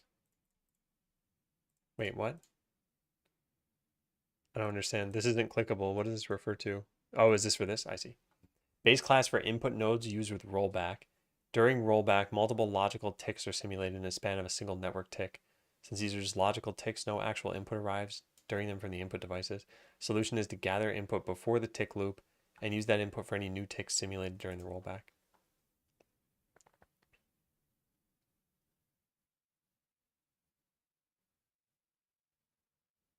Wow. Network weapon. Anything that can be fired and spawn objects upon being fired. Upon firing, sending requests to the server and waiting for the response would introduce a delay. Doing a full-on state sync with multiplayer synchronizer, rollback synchronizer. Wait, rollback synchronizer. Is that a thing in NetFox or is that a thing in? Yeah, it's a thing in NetFox. Can be infeasible with too many projectiles and unnecessary, since most of the time they act and move the same way regardless of their surroundings.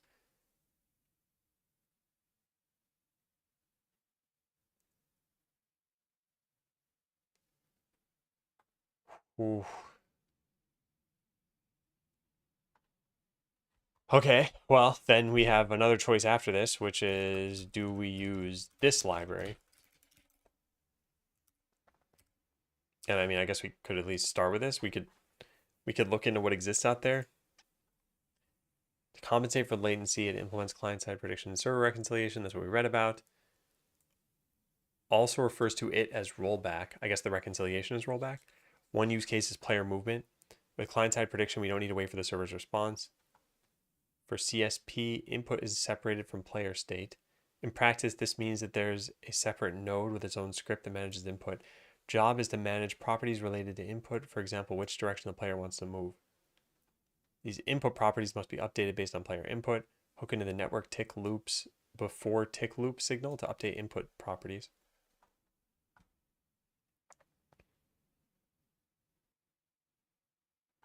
It's important to only update input properties if we have authority over the node.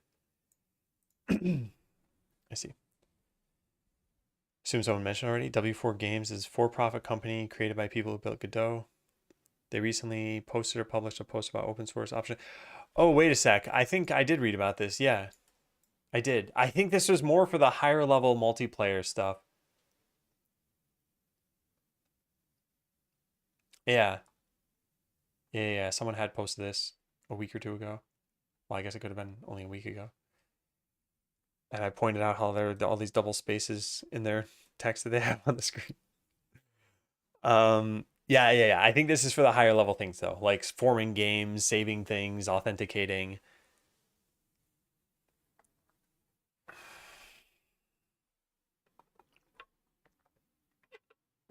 And I think it's cool that something like this exists.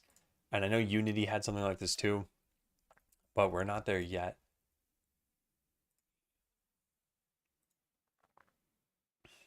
Using base net input with slightly less code.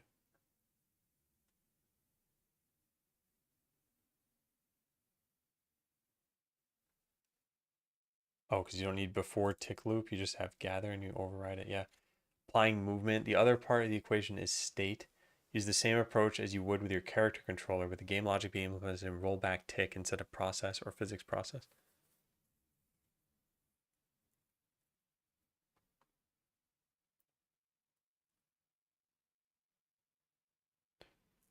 Normalized times speed. Use a physics factor. Physics factor. Where did I even open up that page? Here, I guess.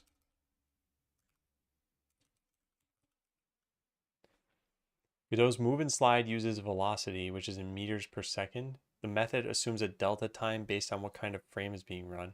However, it's not aware of NetFox's network ticks, which means the movement speed will be off. To counteract this, multiply by physics factor, which will adjust for the difference between Godot's assumed delta time and the delta time NetFox is using. If you don't want to lose your original velocity, divide by the same property. Oh my god. This is nuts.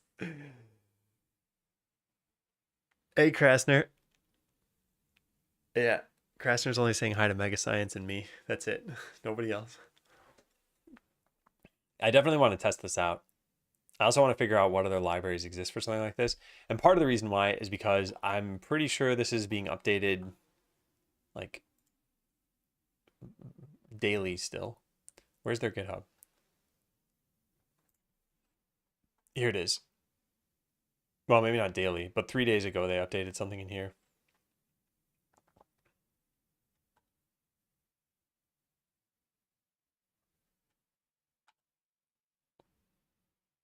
Wonder if you use something like this from C#, even though it's GD script. Mixing C# and GD script. Cross-language scripting. Oh, huh, interesting.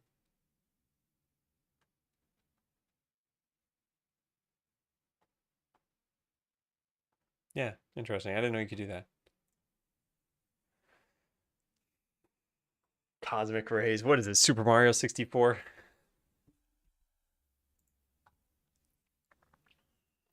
Okay, definitely want to try this.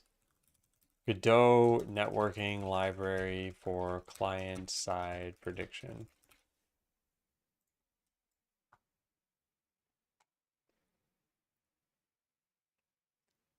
Character synchronization using client-side prediction for Godot 3D network games. Allows you to implement client-side prediction with just a few lines of code per entity.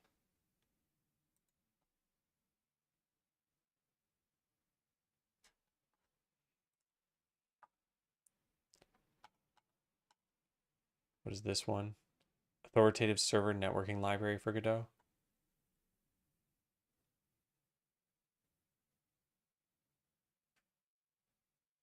Whoa, I've never seen Pong with paddle rotation. Wow. Well, this isn't being maintained or anything.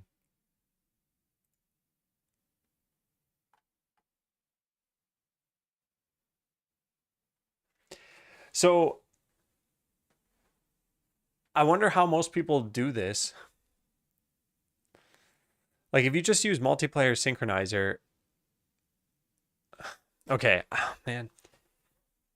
I kind of do want to try just passing inputs to the server, but then if I don't do client-side prediction, we already know what's going to happen. It'll feel laggy.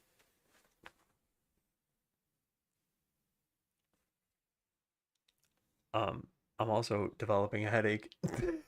I'm not like dejected or anything. I wanna code this.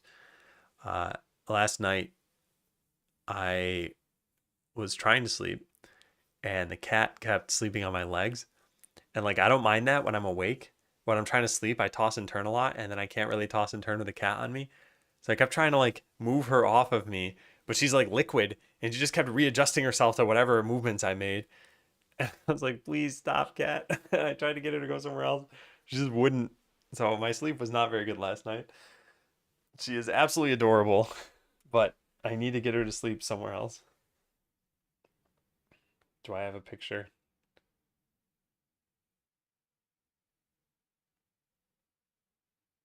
No, I have a picture I can easily share. Except for this picture. Well, this is not a picture. This is a video. Let me turn on the brightness. This is just her licking herself.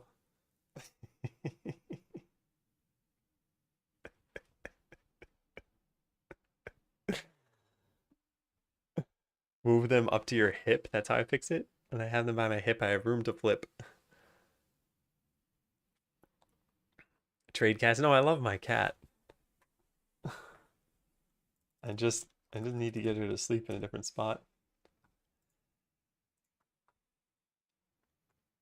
Okay, yeah. So sure, let's try this out. So how do we download this? Install. Find it under releases. Each release contains the add-ons and a build of Forest Brawl. For Windows and Linux, though. I wonder... Okay, I mean, let's just go look.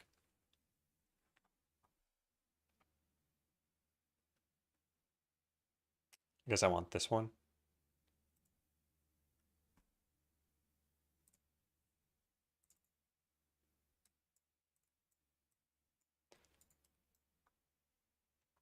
Yeah. So here it all is. I kind of want to look at Forest Brawl, but why do they only have Linux and Windows? I guess because they're zips of the build. That must mean that the source code exists somewhere. Where does the source code exist? Examples? Is it in here? Oh, there it is. Forest Brawl. So why don't we just clone this whole repo?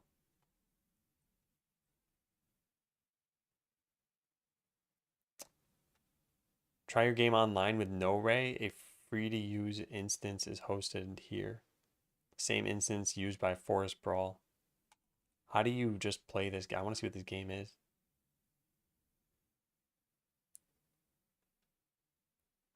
What is NoRay that they keep mentioning? Simple connection, orchestrator, and relay.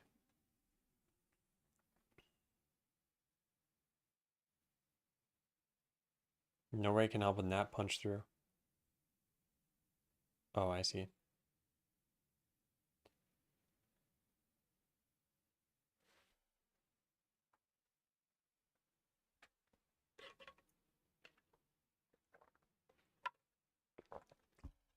Okay.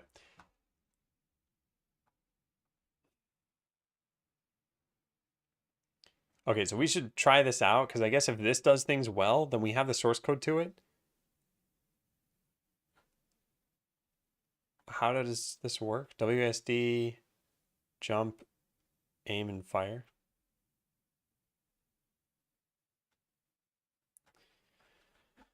Very interesting. I want to try this. Okay, so let's clone the whole repo and take a look.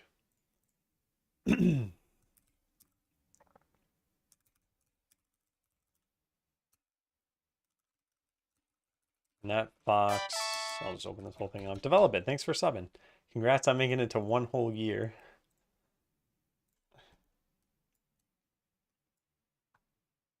So they have a scene here. I don't see a project. Wouldn't we need a project file? Huh. Oh, there it is. Project.Godot. Interesting. Okay, let's go load that up.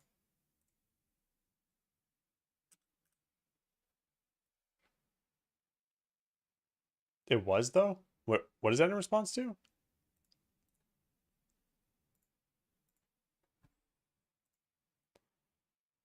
Okay, so quit to project list. Let's also close my server. And then import the temp netfox project. That's probably fine.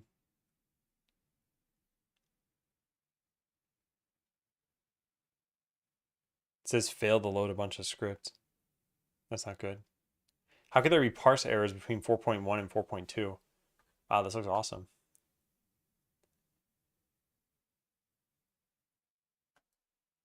Very interesting.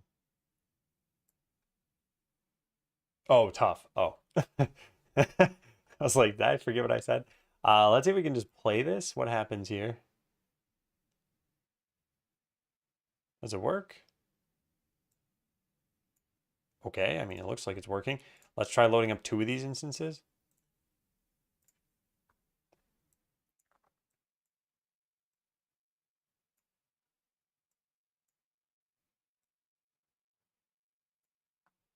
Okay, so how do we start this LAN? Here we go. Host. Is it? Nope, it's hosted. Okay, and then join.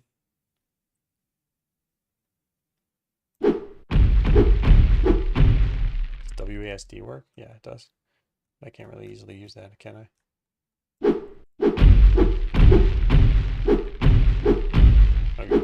people off the edge, I guess. Yeah.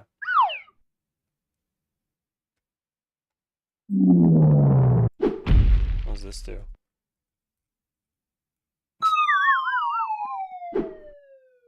Okay, well, I'm not very good at this because I mean, how do I respawn? Okay, I want to see what the power up did. Is this just automatically pushing people? Yes, it is. Okay, so cool. So that's a game. Let's see if we can just host this and just see how it works and whether, I don't know, whether this feels good. Because if this feels good, we've got everything we need to make this ourselves, I guess. No, I did not make this game. What are these sounds? They're coming from the game. Okay, so how do we host this? I need to web export this game, which means it needs to be using what's it called? WebSockets. Also, there's like a million errors here.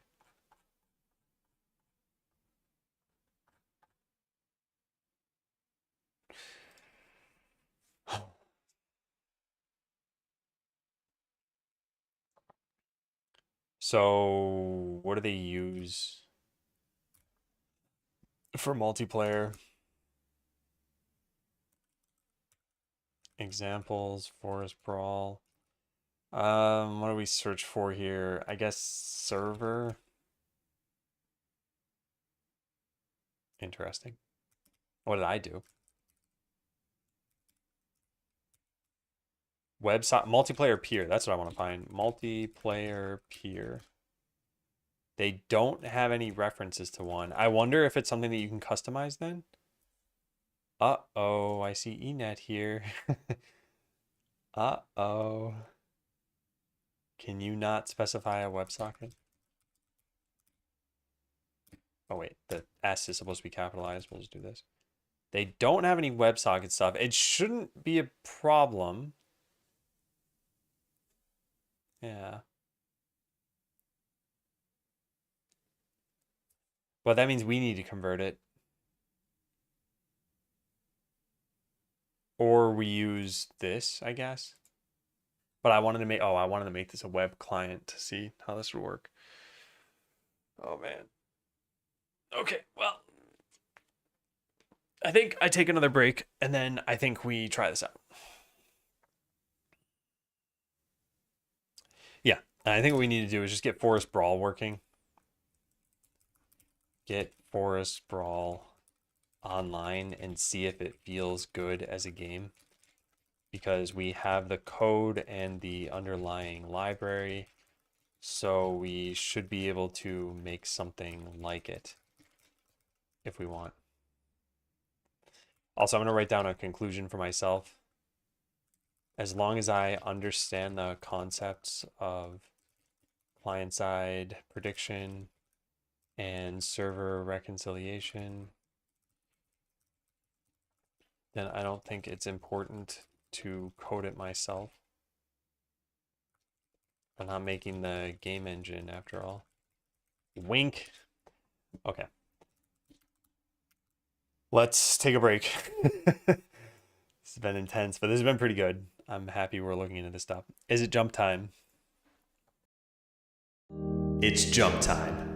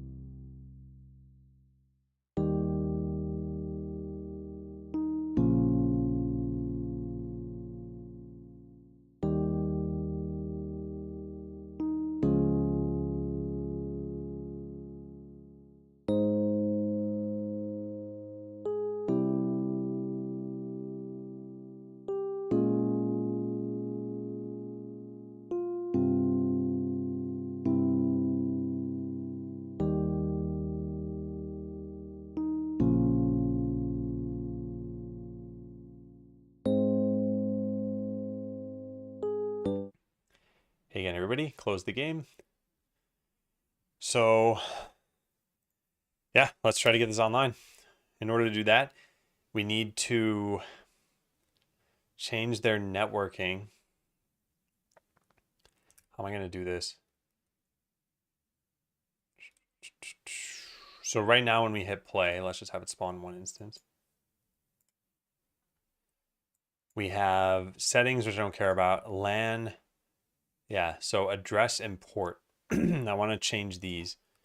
So we're going to need to go into the LAN bootstrapper, and presumably we're going to find this stuff there. Address. Oh, they did not make this some exposed thing from here. Did they ever type localhost in here? No, I'm guessing this comes from a scene then. Localhost is probably in some scene. Yep, it's a network pop-up. Okay, well, we can... Why are there two of these?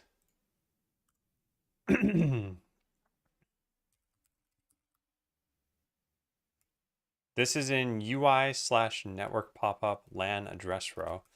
And then what's this one? LAN address row. I feel like one of these is not used. Let's find out which. So we'll type localhost 111, and here we'll type localhost 222. And we'll just make sure both of those are saved, and then go figure out what's going on here. Reload. It's 111. So network pop-up is just never used anymore? Or is that like during a game? Just doesn't look like it's used. Okay, well then this seems like it's pointless. Huh, interesting. All right, well we change this with Mac Godot.bot.lan. Then the port we're going to configure to be whatever the other port was that I was using. What is that port? Oh, 443. Okay, so now when we start the game, we're going to get the correct parameters for this. Yeah. So then we need a host and a join. I had a dedicated server and I had auto hosting. The address isn't going to work for this though when I press host, will it? All right, so host button. There's got to be something connected to this somewhere. Let's close out of this whole thing. Don't save. Don't care. And load up, I guess, all of this. All right, so host button. Somewhere it's connected. Where is it connected? Well, I guess we can search for host button and find the connection there. Ah, there it is. Connect host. Okay, so host parses input. We get the port. We make a new eNet multiplayer peer. We can't do that anymore. And somewhere we specify an address, I assume? No, we don't need to do that. All right. Hey, Chippy. It's a good thing I wrote instructions on all this stuff. So let's search for eNet multiplayer peer. And there should be a diff here somewhere. Here it is. So we specified a port already. Now we need to make a new WebSocket multiplayer peer. So basically anywhere that we see this needs to be changed. Oh, I got to change my profile first. All right. Is it a good or powerful engine for game dev? Good, yes. Powerful, probably not as powerful as the other couple popular engines like Unity and Unreal, or at least that's kind of my naive assumption. I haven't really used Unreal, but what Unreal can do out of the box seems very, very impressive. I feel like it's very optimized for complex games. I don't think it's that you can't make a good game with Godot. I just think, I don't know, it's kind of more targeted at hobbyists than it is super professionals. And again, that's my opinion. This is not like some official marketing stuff that they talk about. Okay, so we've changed this.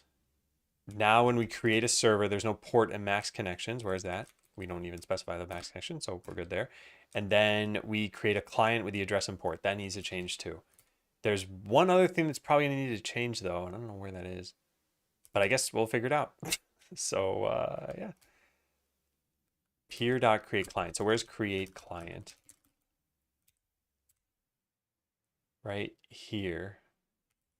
So this was address import. It's now got to be this sort of thing. So we'll get rid of that. We'll change this. So WSS address and port. Yeah, I guess this is fine. Okay, now what's the problem here? Port is not, oh yeah, it's lowercase. There's still a problem. Too few calls. Oh, it's an eNet multiplayer new. Yeah. That should be a WebSocket multiplayer peer.new. Okay. Entering college, really want to learn some game dev. Currently working on a text-based MMORPG on a Discord bot in Python.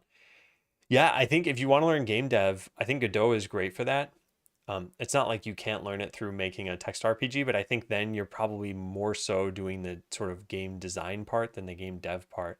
And that's just to say that once you've made, one portion of your text-based MMO, it's probably very similar to a lot of other portions that are going to exist.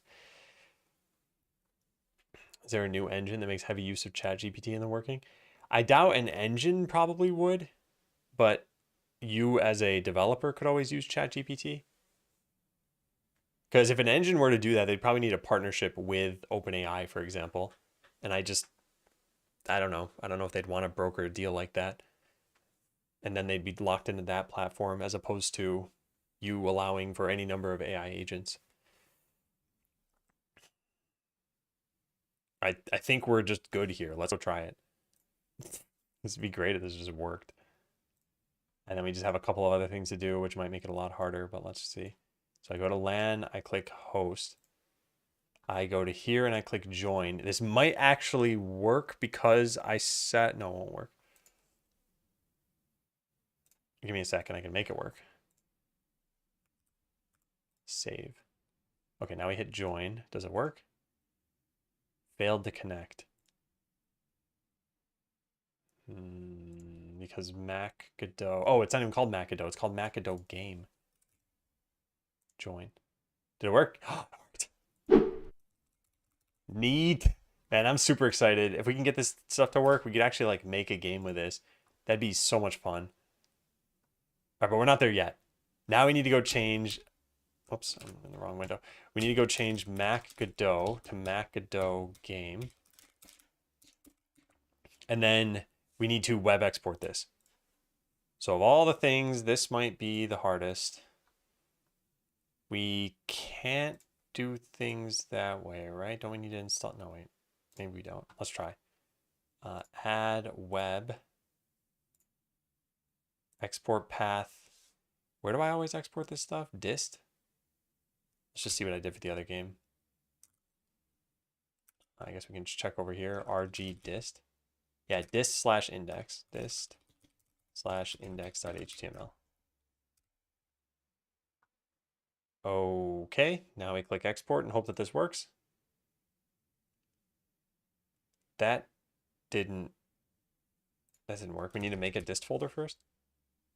Now can I just hit export? Yeah, save. Okay, I guess we're good. Do I have experience with discord.py? No, but I've used discord.js before. Hey, TS. Excuse me. Hey, Jost.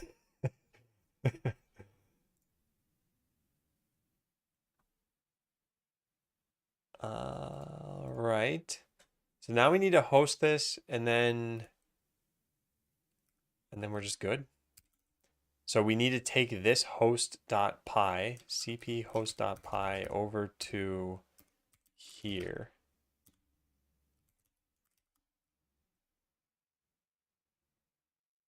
And then host it. Oh, no, there's a host.sh as well.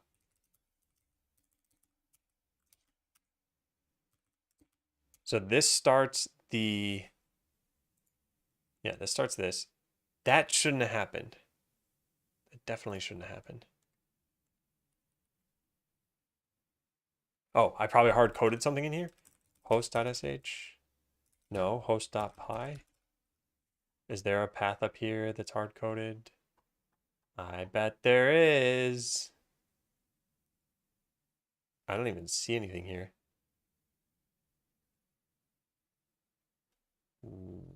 What?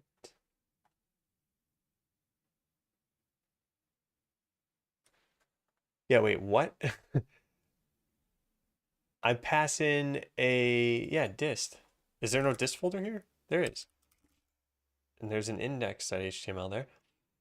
Maybe that's my browser's problem then? Actually, might be. Let's go try that. Yeah, I bet if I just press F12 here, this will work. It got the right icon. Ah, there it goes. Okie dokie. Okay, we're getting there. Now we run one instance of this. Why is there a star up there? That's not good. Well, let's just ignore the star. And then we host over here. And then we hit play over here.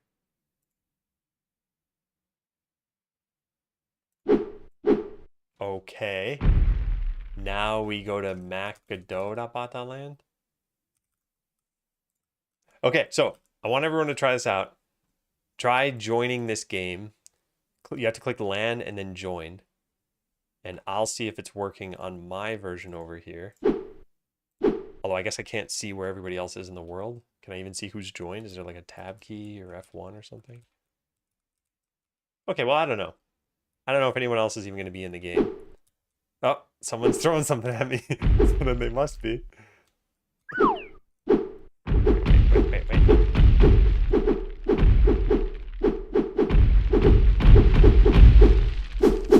You're so great, Superb Monkey. Huh? Just because I have to... Oh, wait. Was my keyboard camera never working? Let's go fix that.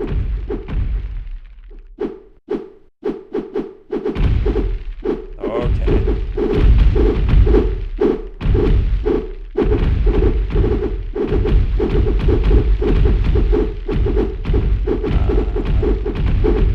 I'm just trying to get Superb Monkey. Okay, wait. It does seem...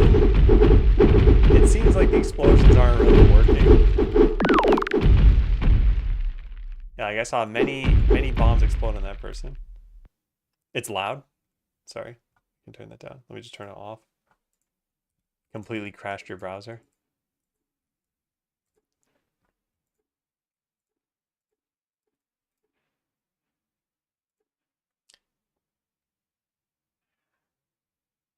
Oh, how do you get up here? Yeah, this... I mean, I know it crashed for a bunch of people. I'm not sure why exactly. Technically, my white mic is pretty quiet. Let me increase this.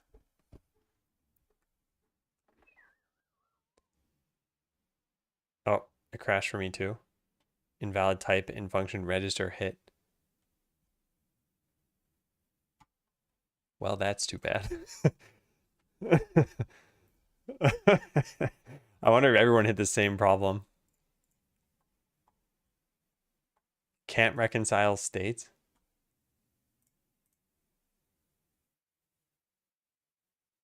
Did it say why? Projectile rejected. Oh, the server's rejecting it? Wasn't I the server? Oh, man. Couldn't even join. Yeah. I'll probably try again, but this thing keeps happening all the time, and this is happening for me too. Condition peer greater than 0. Yeah, so this we got to figure out. Godot.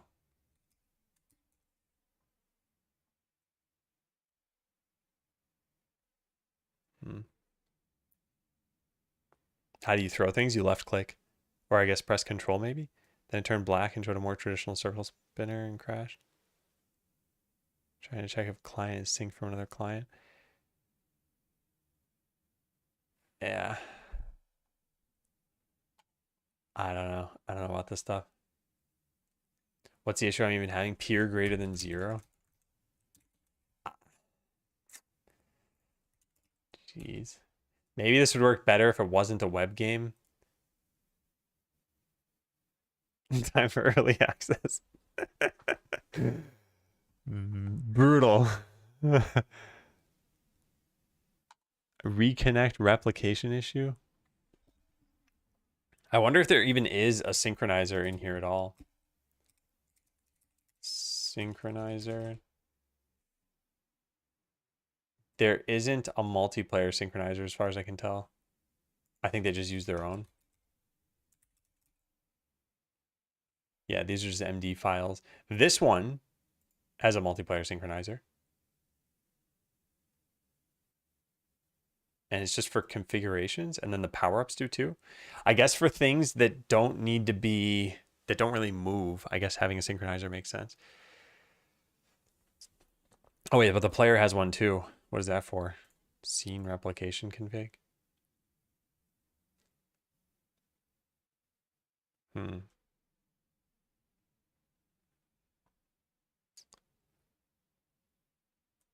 Yeah, I mean, I'm not going to distribute builds of the game right now.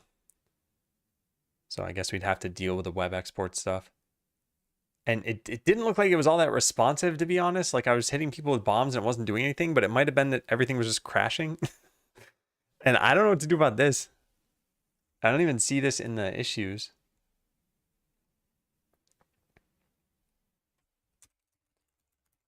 This doesn't show here.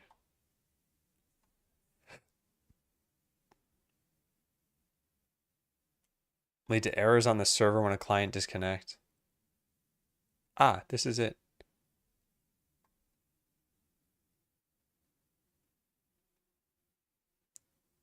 This shouldn't be considered errors.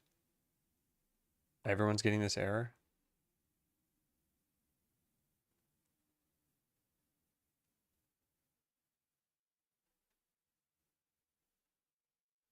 Yeah, okay. So everyone's kind of saying this is just not an error. I'm gonna thumbs up this thing. Did I already do that? No. Okay, let's put a note in my notes about this. Maybe I put it in the engine code. It's really multiplayer stuff, but yeah.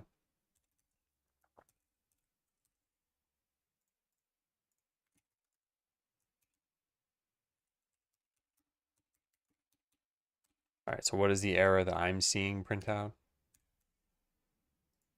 This.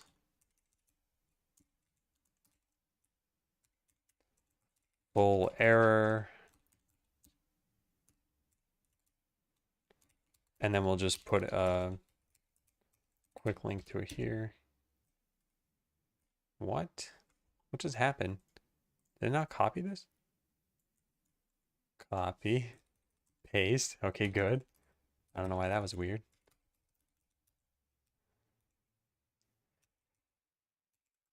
Okay, this essentially isn't an error. It's just a warning saying, I'm going to say it this way. It's just a warning saying that we got an update for an object that no longer exists or something like that. All right, well, that was the first error. What about the other error that we got? Peer can't use this weapon now.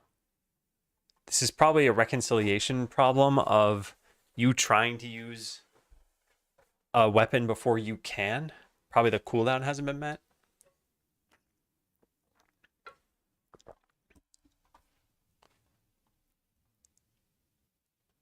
Yeah. Is there any actual error that was crashing this? Wasn't there something about instantiating a script?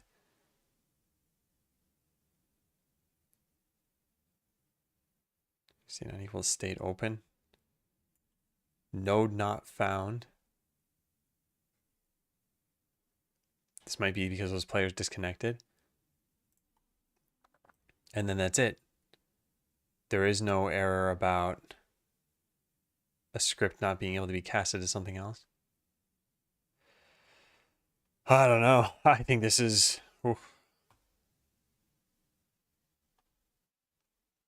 I think this is just going to keep happening then. Oh, this one. Here it is. Invalid type in function register hit. Object derived class of argument 1 previously freed is not a subclass. So it's because it was freed already. So register hit can't do anything about it. And that's in displacer.gd, line 29.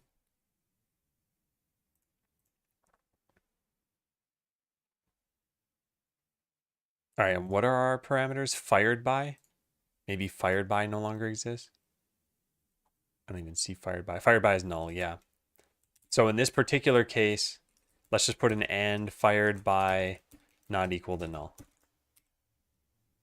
Okay, there. Okay, now we re-export this and try again, I guess.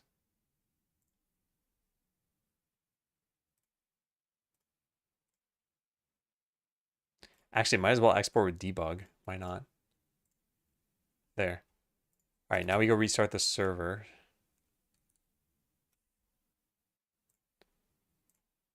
Good. Okay, so let's try this again. I'm going to host. Here's the link. Just click LAN and then click join. And it might still crash people's browsers and everything. What does this do?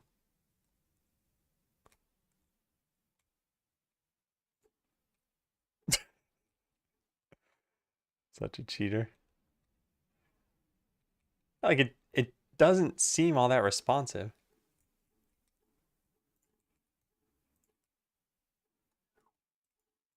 Fear me.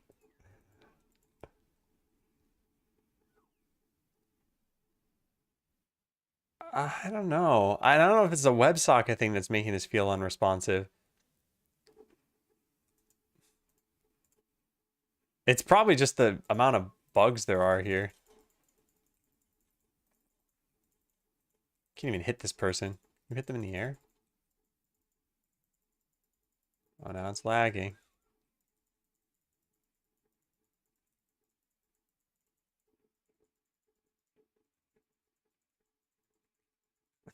nobody's actually losing. All right, that's it. I'm getting power-ups.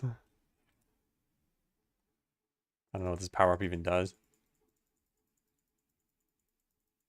Yeah, I guess what I was trying to figure out is like, if this doesn't feel right, then a game I make probably isn't going to feel right. I don't know if it's a networking library or if it's me exporting with WebSockets.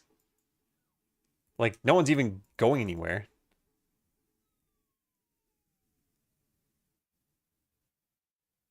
What's my name in this game? Am I Torn Jellyfish?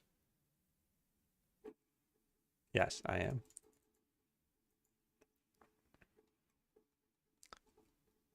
There's a flag up here. Jumping is so overpowered in this game. See ya, everybody.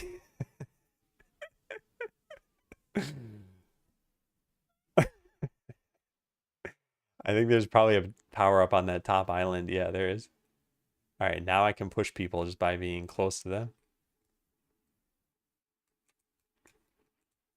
Yeah, it's like not really working though.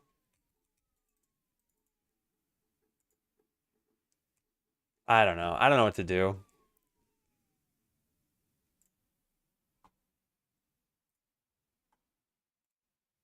I wonder how often we hit that issue where the thing you're trying to hit them with is null. Because I got rid of this. Like a register hit was being called and fired by was null. And so I ended up deleting this.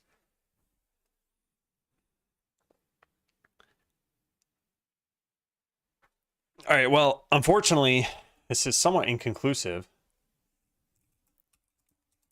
I got it working, but the game doesn't seem all that responsive. And it could be due to a bug where body.register hit is called with a null fired by. Yeah, it seemed like my projectiles weren't actually hitting enemies a lot of the time. I guess we could just log that, right?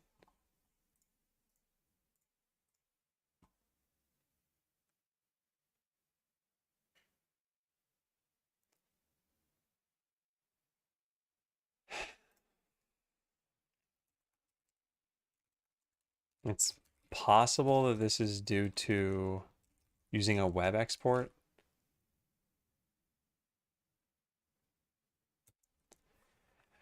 Okay, well, that's the other thing we could try.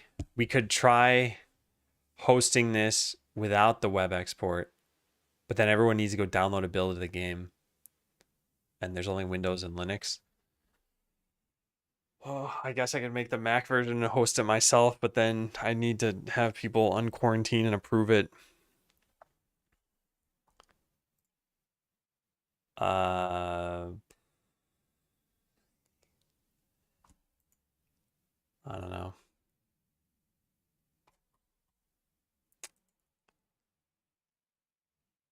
Okay, well, I think it's probably worth testing. We can test this by having people download the release version of the game. And ideally, I can just use the version from source on Mac OS. If it turns out that the web export is a problem, then yeah, maybe someday it'll get better somehow. And I can just make a game that doesn't get exported to the web.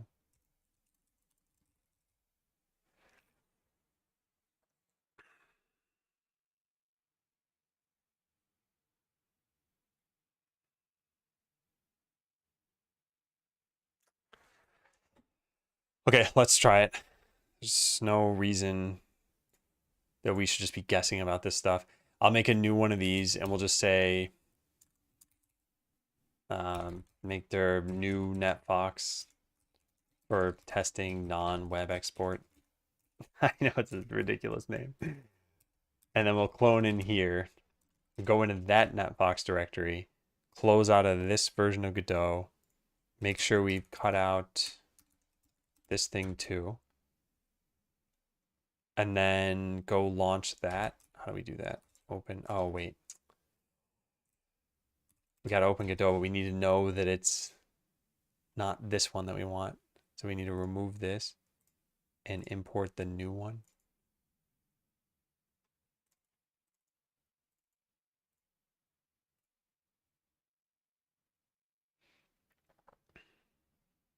Okay, now how do I allow people to connect to me?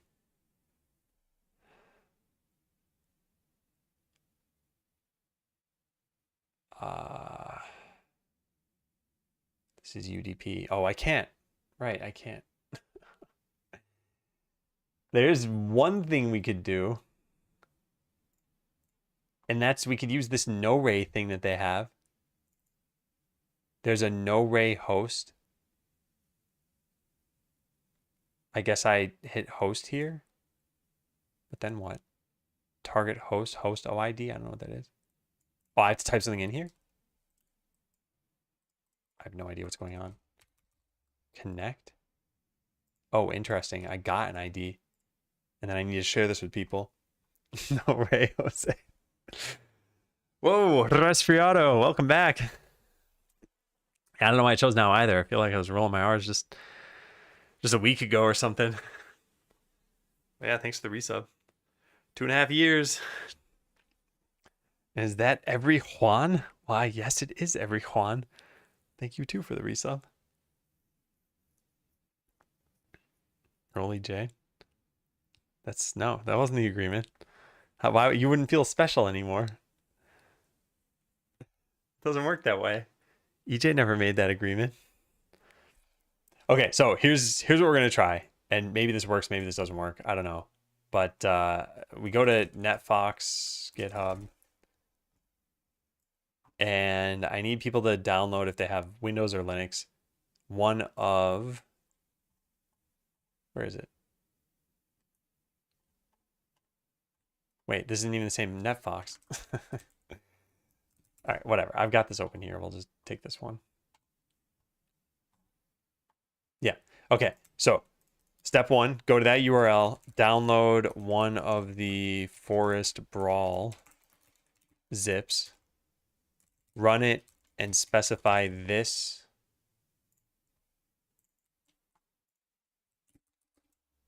run it, click no ray, and join this host OID. Okay, so let's try that out. I'm going to hit host. I don't know if I need to type my own ID. Okay, and then let's see if people can actually join this. And so what we're testing here is, does this feel any better than using the WebSocket version? No, it doesn't look like it. Oh, thanks, EJ, for the bits. Yeah, so it's very hard to tell if the explosions are doing anything.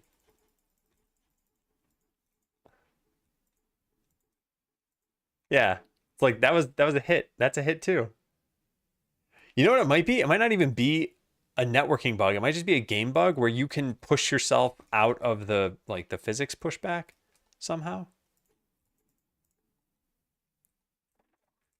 I wonder if that is what's happening.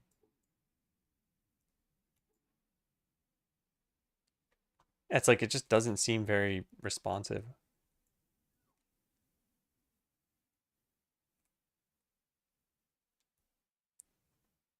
Well, what does this power up even do? Oh, am I invincible? Can you hit me? Yeah, you can. All right, well, someone else just joined. Yeah, maybe it's not really a networking problem. I guess part of what this comes down to is like, if you were making a first-person shooter or something, you'd expect it to be a certain level of responsiveness. And like this would probably be unacceptable.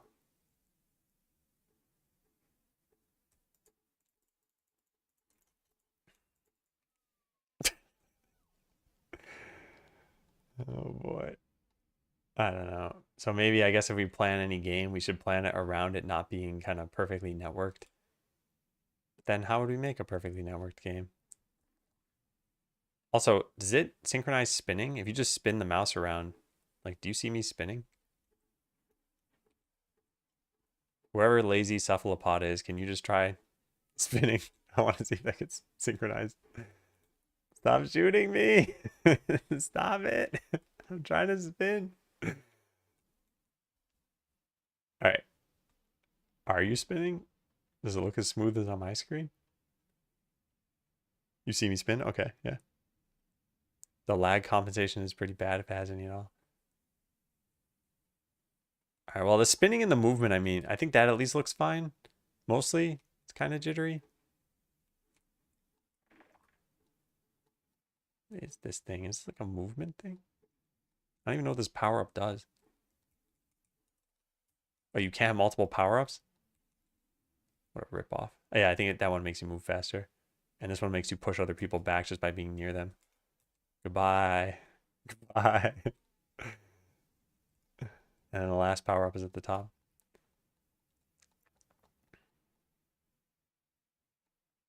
I wonder what's going on with that skybox back there. Look at that.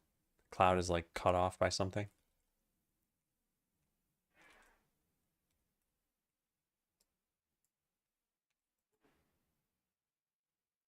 Yeah, like look at that. It was a direct hit. And then it finally moved the person. This is just not very good. Like if I just stand here. I guess on my screen, when someone else hits me, it looks pretty good. So I guess maybe the projectiles are being simulated on the client and then waits for the server to tell you that they hit. Yeah.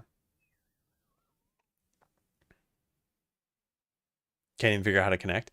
You got to go to the No Ray tab and then click, I think, connect to on the first bit and then type in the host OID in the bottom or something and click join. I'm not totally sure.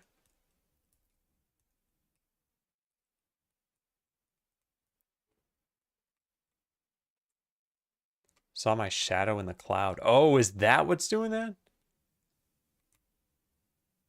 The shadows are actually on the cloud? Oh, it might be the shadows of the platforms that are on the cloud. Yeah.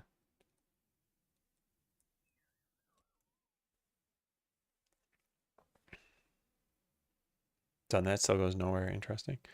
Yeah, I don't know about that then.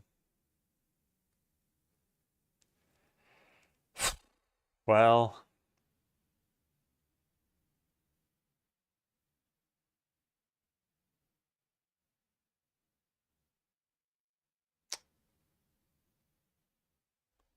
wonder what we do. Also, wait. If I stand, can I do this? I keep getting shot, so I can't do this. There. I made it look like the tree has eyes.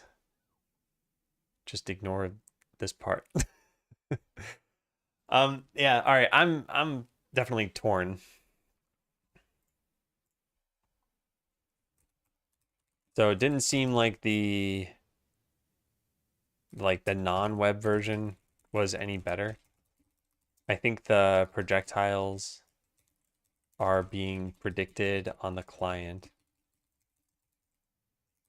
So it looks bad when I hit someone else, but it looks good when someone else hits me.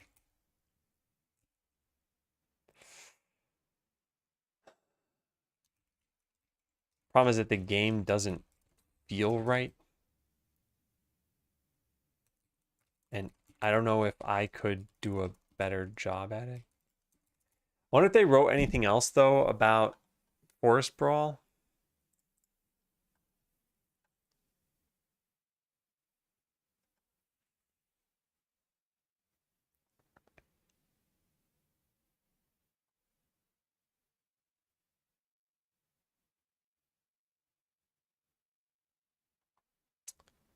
Simple party game to play with as many friends as you can fit. Each player can throw bombs with the goal of knocking other players down to the abyss.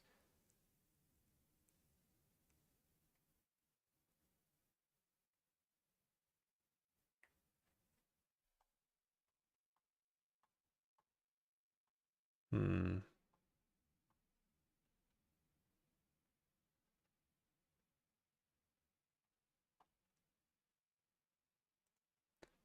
They say open an issue. Are these issues for Forest Brawl?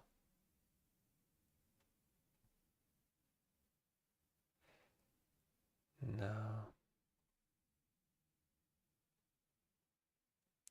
Yeah, no.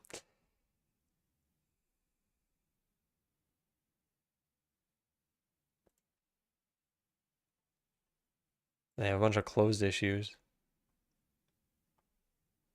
And bugs about things not syncing properly. I wonder how these get resolved.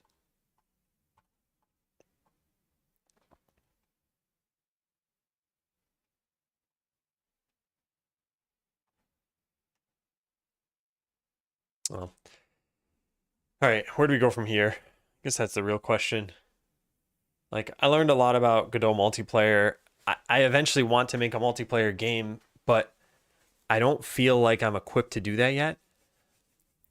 And I don't know what's going to get me to feeling like I'm equipped to do that. Like, this library may be good. Maybe I could even look through it and try to find the issues myself. But how would you make a game like Soldat? Let me make sure the pictures are friendly enough for the stream. Yeah, so something like this. So this is a shooter game. It's, jumping all around the platforms that you see. There's physics-based environments. You can, roll across the slopes that you see. There's jumping and jetpacks and shooting and everything. You wouldn't want to make it look like you hit somebody, but then you didn't actually hit them and their life isn't changing or something. And with what we've seen here, there was just like throw a bomb at a player, and you threw a bomb at a player, and then it like took a long time, and then made them blow up and move. You didn't get hit and still got pushed around. You could still be near an explosion and get pushed around. I think that's what I noticed. Do I still have the server running? Oh no. Okay. See. I don't know if Casey could connect. Yeah, and so if I can't do that, it's like we would need some other technique for handling this. And I guess we could learn the technique. And I guess at that point, it's like we would just figure this out when we're prototyping a game. We just couldn't get too far until we prototyped an actual game we want to make. Okay, so I guess that's a real conclusion. All right, so let's link to a bunch of stuff. Let's write down a whole lot of thoughts about this. So client side prediction and server reconciliation. All right, so I'm going to write to do link this, to do link this other thing, the other thing being this comment, which I don't even know if it's still a good comment. But yeah, copy a link to this.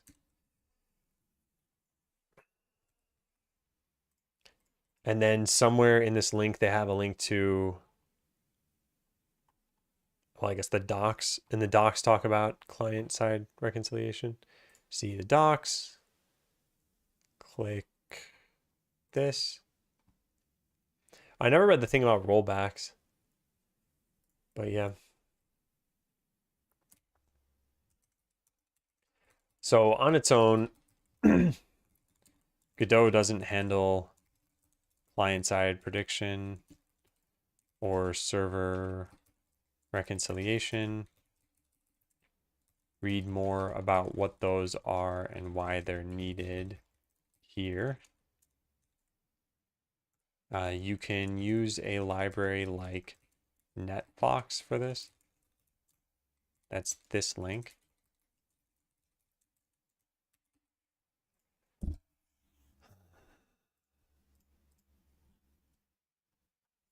They also make it lowercase, so fine.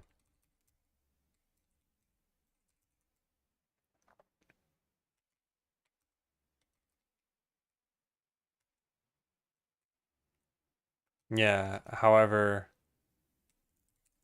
I don't exactly think there's a one size fits all approach. I tested NetFox's example game, Forest Brawler, and it seemed like the collisions and explosions were janky.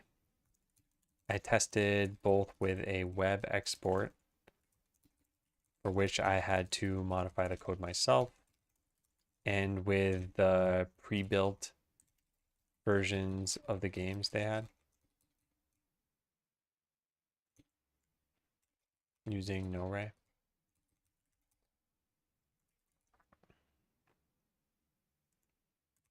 Both versions made it seem like my own projectiles looked bad when they hit others, but others' projectiles looked good when they hit me.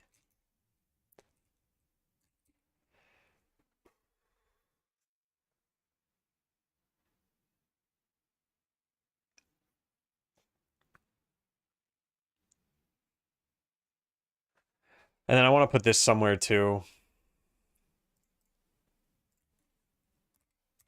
And I'm not sure where exactly. I guess I'll just write the note and then figure out where to put it.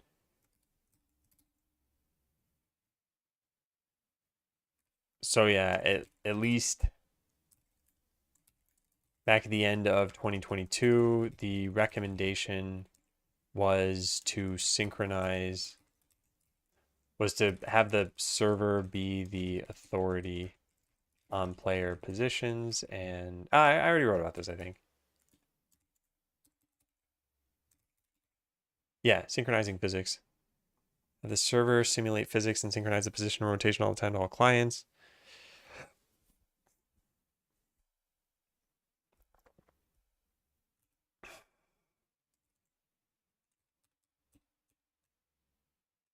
The server be the authority for all physics. Run it on your own to cut down on latency. Interpolate between the last few snapshots. Yeah, so I'll put this thing. Recommendation was that the server be the authority on player positions and take in client inputs.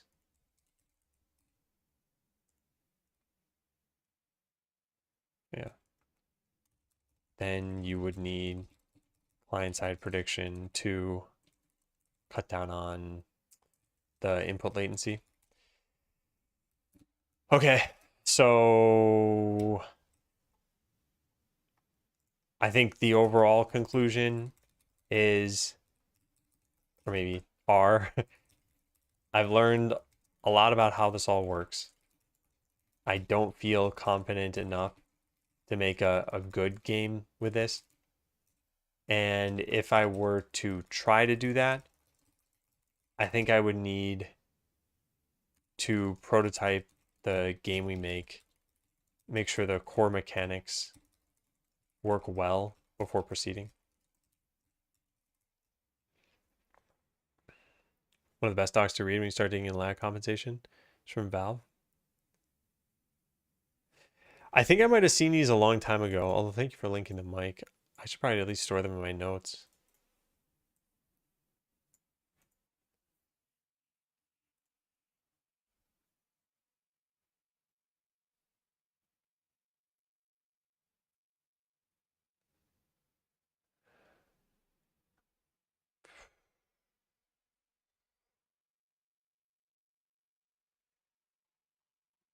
Yeah, I've definitely seen this. I remember this picture, and I remember thinking, "Wow, this sounds complex.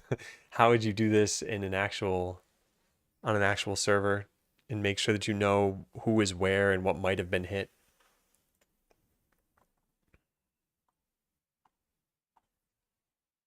It says this right here. This is a lot of work.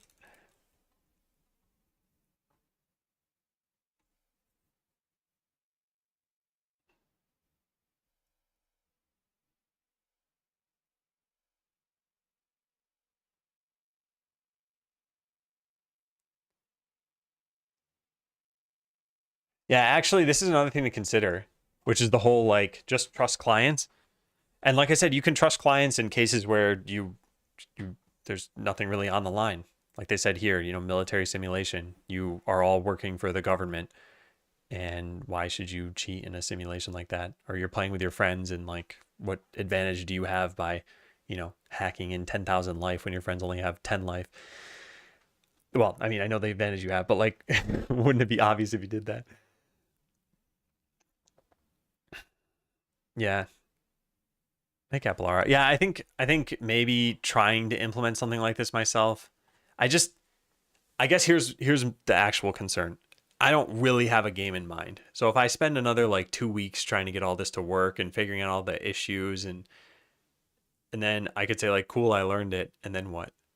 Like, do I make a library? Do I make a game? So I think if I had a game in mind, I think I would pursue this some more.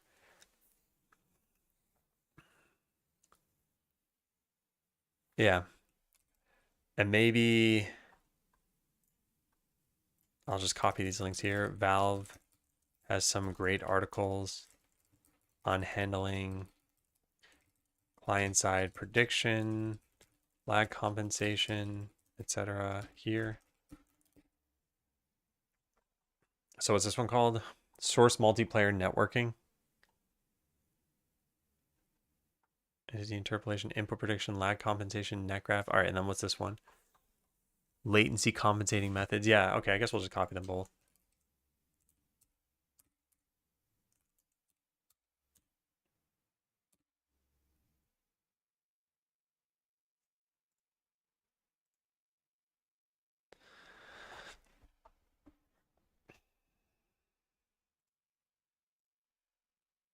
So, and I don't think it's worth preemptively looking into this now because I don't have an actual game that I want to make, and this may take another couple of weeks. And then I could always make a multiplayer game where you trust each client. Yeah.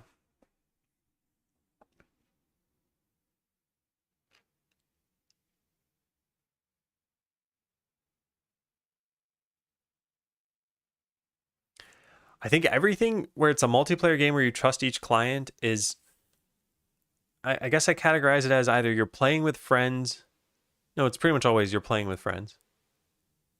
I don't think you can trust people on the internet for cooperative games or for competitive games. I mean, you see it with pretty much every new FPS that ever comes out. Someone comes up with some kind of hack, a wall hack or an aim hack. Uh, and yeah, I don't know. Just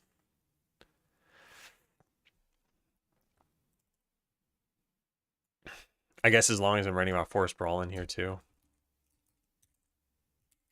Oh wait, it's called Forest Brawl. And not whatever I just called it. Yeah, Forest Brawl.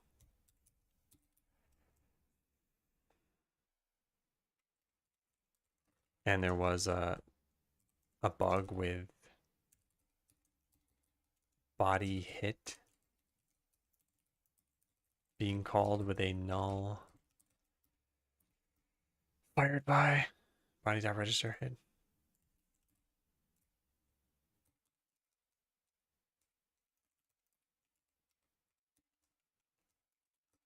Fired by equals null. Yeah.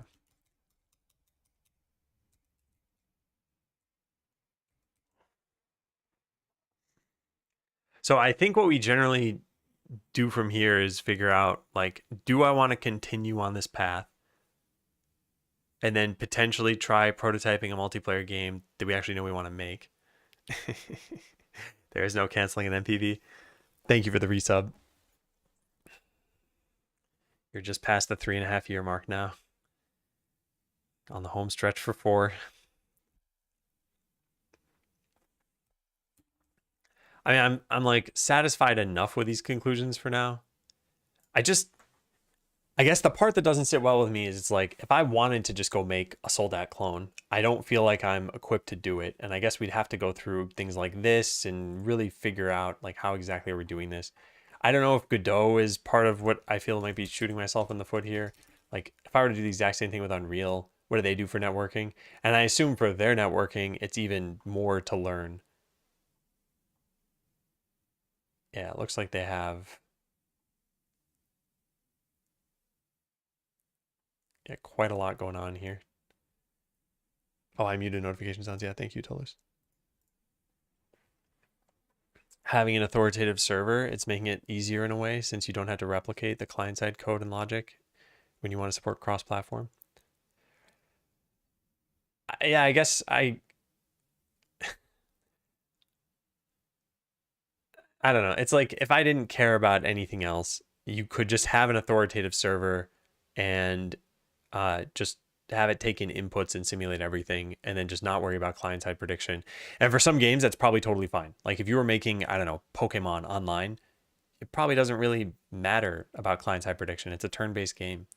Like who cares if someone's seeing the battle 100 milliseconds behind somebody else? Yeah, just make a new account MPV1. But yeah, so I think getting the authoritative server to even just work in that Forest Brawl game, I think it'd be kind of interesting.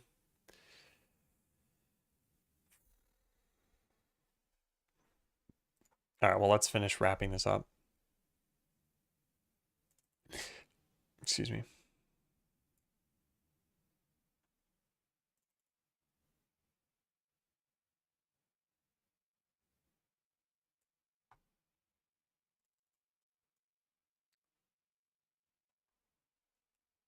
Yeah, I think we're probably done with this. In fact, this is where I should probably put these overall conclusions. Yeah, I think we're ready here. Hey, Syntonic. Do all kinds of rollbacks and time travel. It's very hairy.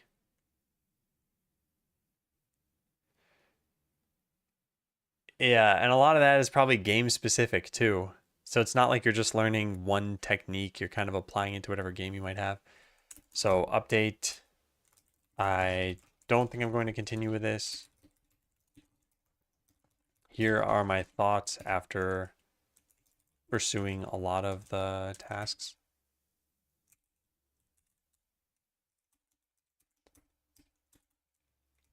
if I were to try to make a game, I think I would need to prototype it heavily, make sure the core mechanics work well before proceeding.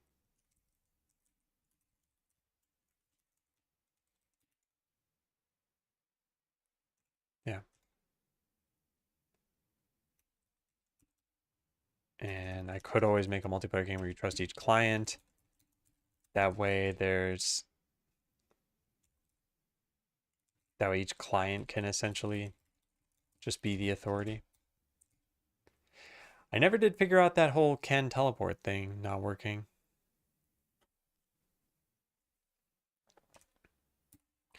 Okay, well, for now, let's hit save on this, and then let's go drag this out of the in progress thing.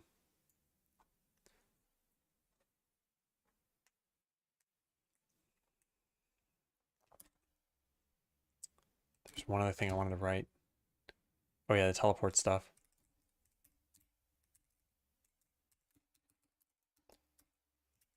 So I closed that code, didn't I? I did. Okay, well, let's just not save this. And let's go back into the platformer prototype. And I think the only changes we made here were to the did teleport stuff. Yeah, that's pretty much it. Yeah.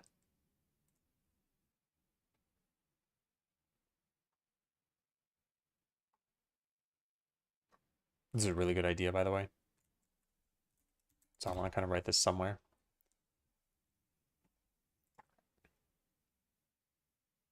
Multiplayer spawner. Synchronizing physics. I don't know where I want to write this.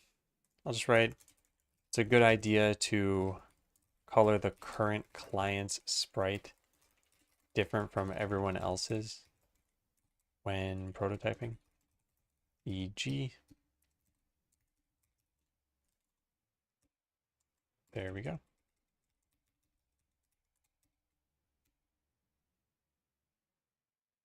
Yeah, looks good. And then the did teleport stuff.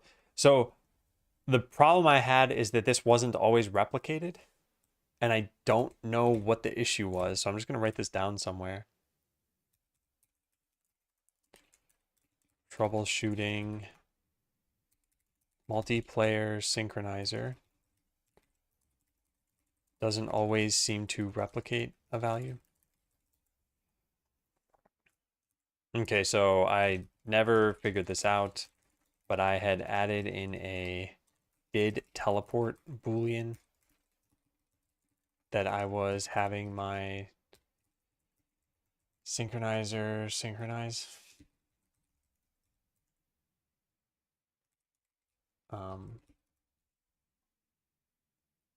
Then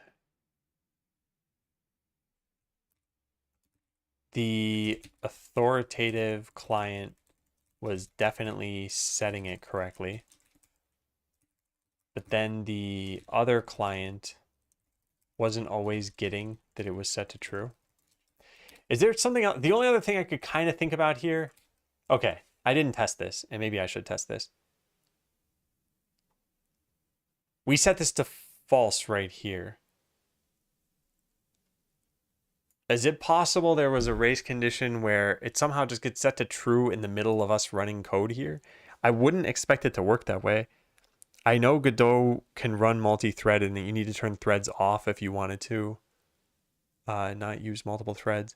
So it is entirely possible that... Wait, no, is it possible? The only place we set it to false is here, right? And then in the authoritative call, which would be for a different player object. Yeah, no, never mind. I don't think there's anything that could have on there. I don't know why this happened. Yeah, I don't have an explanation.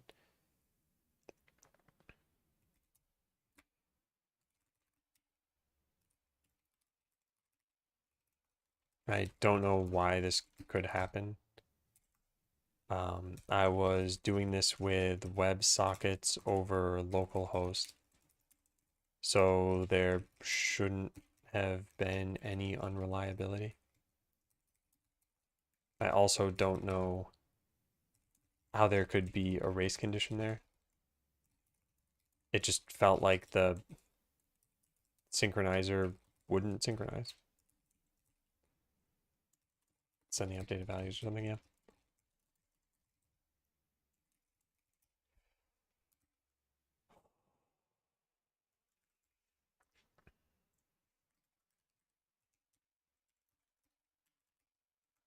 Tried out NetFox to see how client-side prediction would work. It didn't seem like everything was all that smooth, which sort of killed my hope at making my own game, at, I guess, being ready to make my own game. However, I don't have a game in mind, so I don't think it's such a big deal right now. It just means that when I come, well, if I come back to this at some point, that I would need to do more researching and prototyping to build the game I want.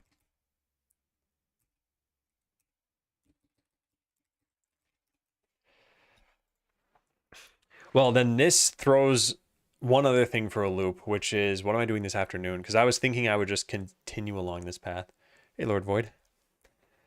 Greetings to you too. Welcome to the stream. What should I do? I guess the other learning things that I wanted to do, which I just bumped to April, were video editing techniques and then that OAuth stuff that I wanted to try out. And then there were the code reviews that I wanted to do as well. I know 3D Extended has said that he wants to be there for his code review, but there was one other code review submitted by, I think, General Mudkip. Oh, by the way, I should probably turn off these tunnels, huh? Yeah, just delete both of these, I guess. That way I don't accidentally host something there and then just expose everything that I'm doing. That would be pretty bad.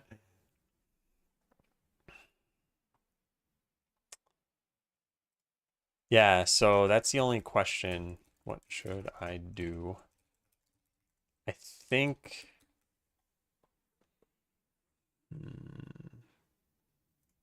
I think we can pretty much check that as being done.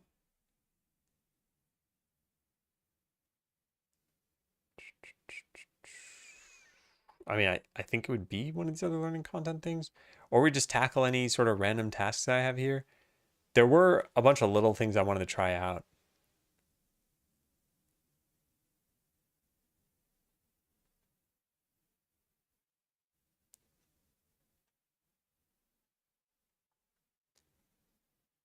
Yeah, we could do some of this stuff. Although I'm going to run into the same problem on Wednesday then, which is that I don't have any like, well, I have time to figure it out before Wednesday, but I don't have any major thing that I'm planning right now.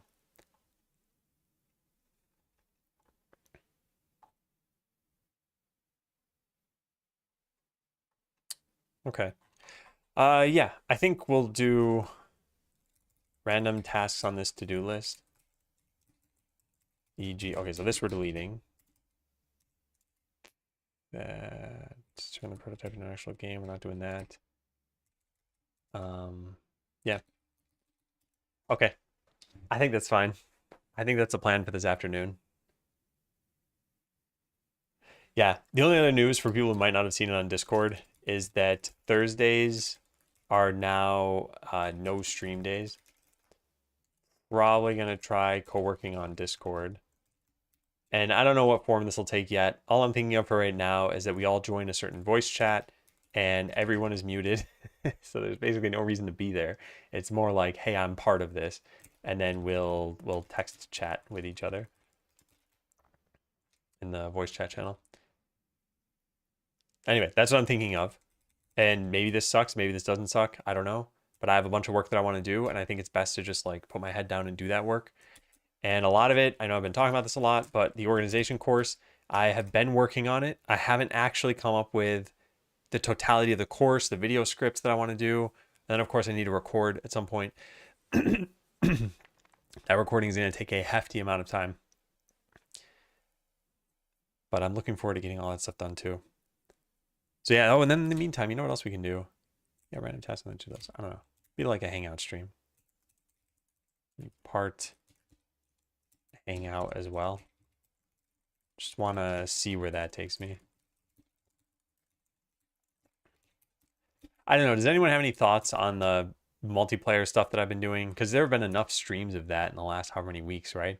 Prototyping a multiplayer game, prototyping a multiplayer game. Let's learn about Godot multiplayer. I thought there was one more. I guess not. Okay, well, that's actually fewer streams than I thought. I pressed the wrong key. I meant this one. 1, 2, 3, 4, 5, 6. Yeah, like 6. A RuneScape clone. Never played RuneScape. And I've had a bunch of ideas for games, and I just thought, you know, a long time ago, I used to try to make games based on what I thought I could do and not based on what I wanted to do necessarily. And I think at some point you need to learn where your gaps are and then do something about them. You don't necessarily need to learn about how to fix them, but you might need to hire someone who can fix them. So for example, if I don't know how to make a multiplayer game and I want to make a multiplayer game, it's either learn it or get someone else to handle that part for me.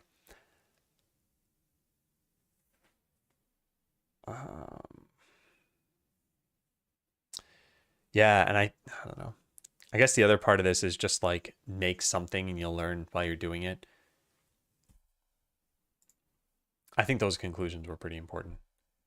Yeah, so okay, then this afternoon will be a lot of kind of random tasks, just kind of hanging out, trying to treat this as a more chill stream than what it's been lately. I consider myself a really good software engineer, but I'm so picky and suck at art and 3D design.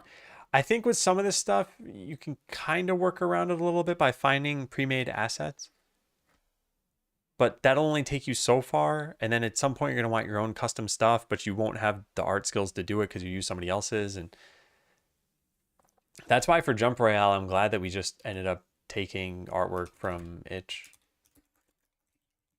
Why am I going to this? I guess to show the links. Credits. Yeah. Yeah, so like I couldn't have drawn either of these packs. And they're like nice animations and I like them. They look good. And yeah, same thing over here. Is that a loading effect on the page? Like that video? Or is that part of the video? That looked pretty cool. Oh, it is part of the video. Oh, neat. What a cool effect. Wait a second. This is not a video. Never mind. This is a dynamically generated like world with these sprites. It's cool. I let the most complex part of things get in my head and prevent me from actually doing the thing I want. Yeah. And I think the other thing too is it can start affecting you in your design process. Like, hey, here's the game I want to make. And then you're like, well, I don't know how to do that and that and that. And so we'll make this pruned down version. And maybe that's fun and maybe you're fine doing that. But otherwise it's like, well, I compromised a bunch. All right, I'm going to get going. I think we're going to take about an hour, 1 hour for lunch. And then afterward will be the sort of chill coding / hangout stream. I have some thoughts about game development part. You may not like hearing them though. Can't wait for the second part of today's stream. No, I whether it's negative, whether it's constructive criticism, whether it's just, yeah, I had fun, anything. I don't mind hearing about any of that stuff.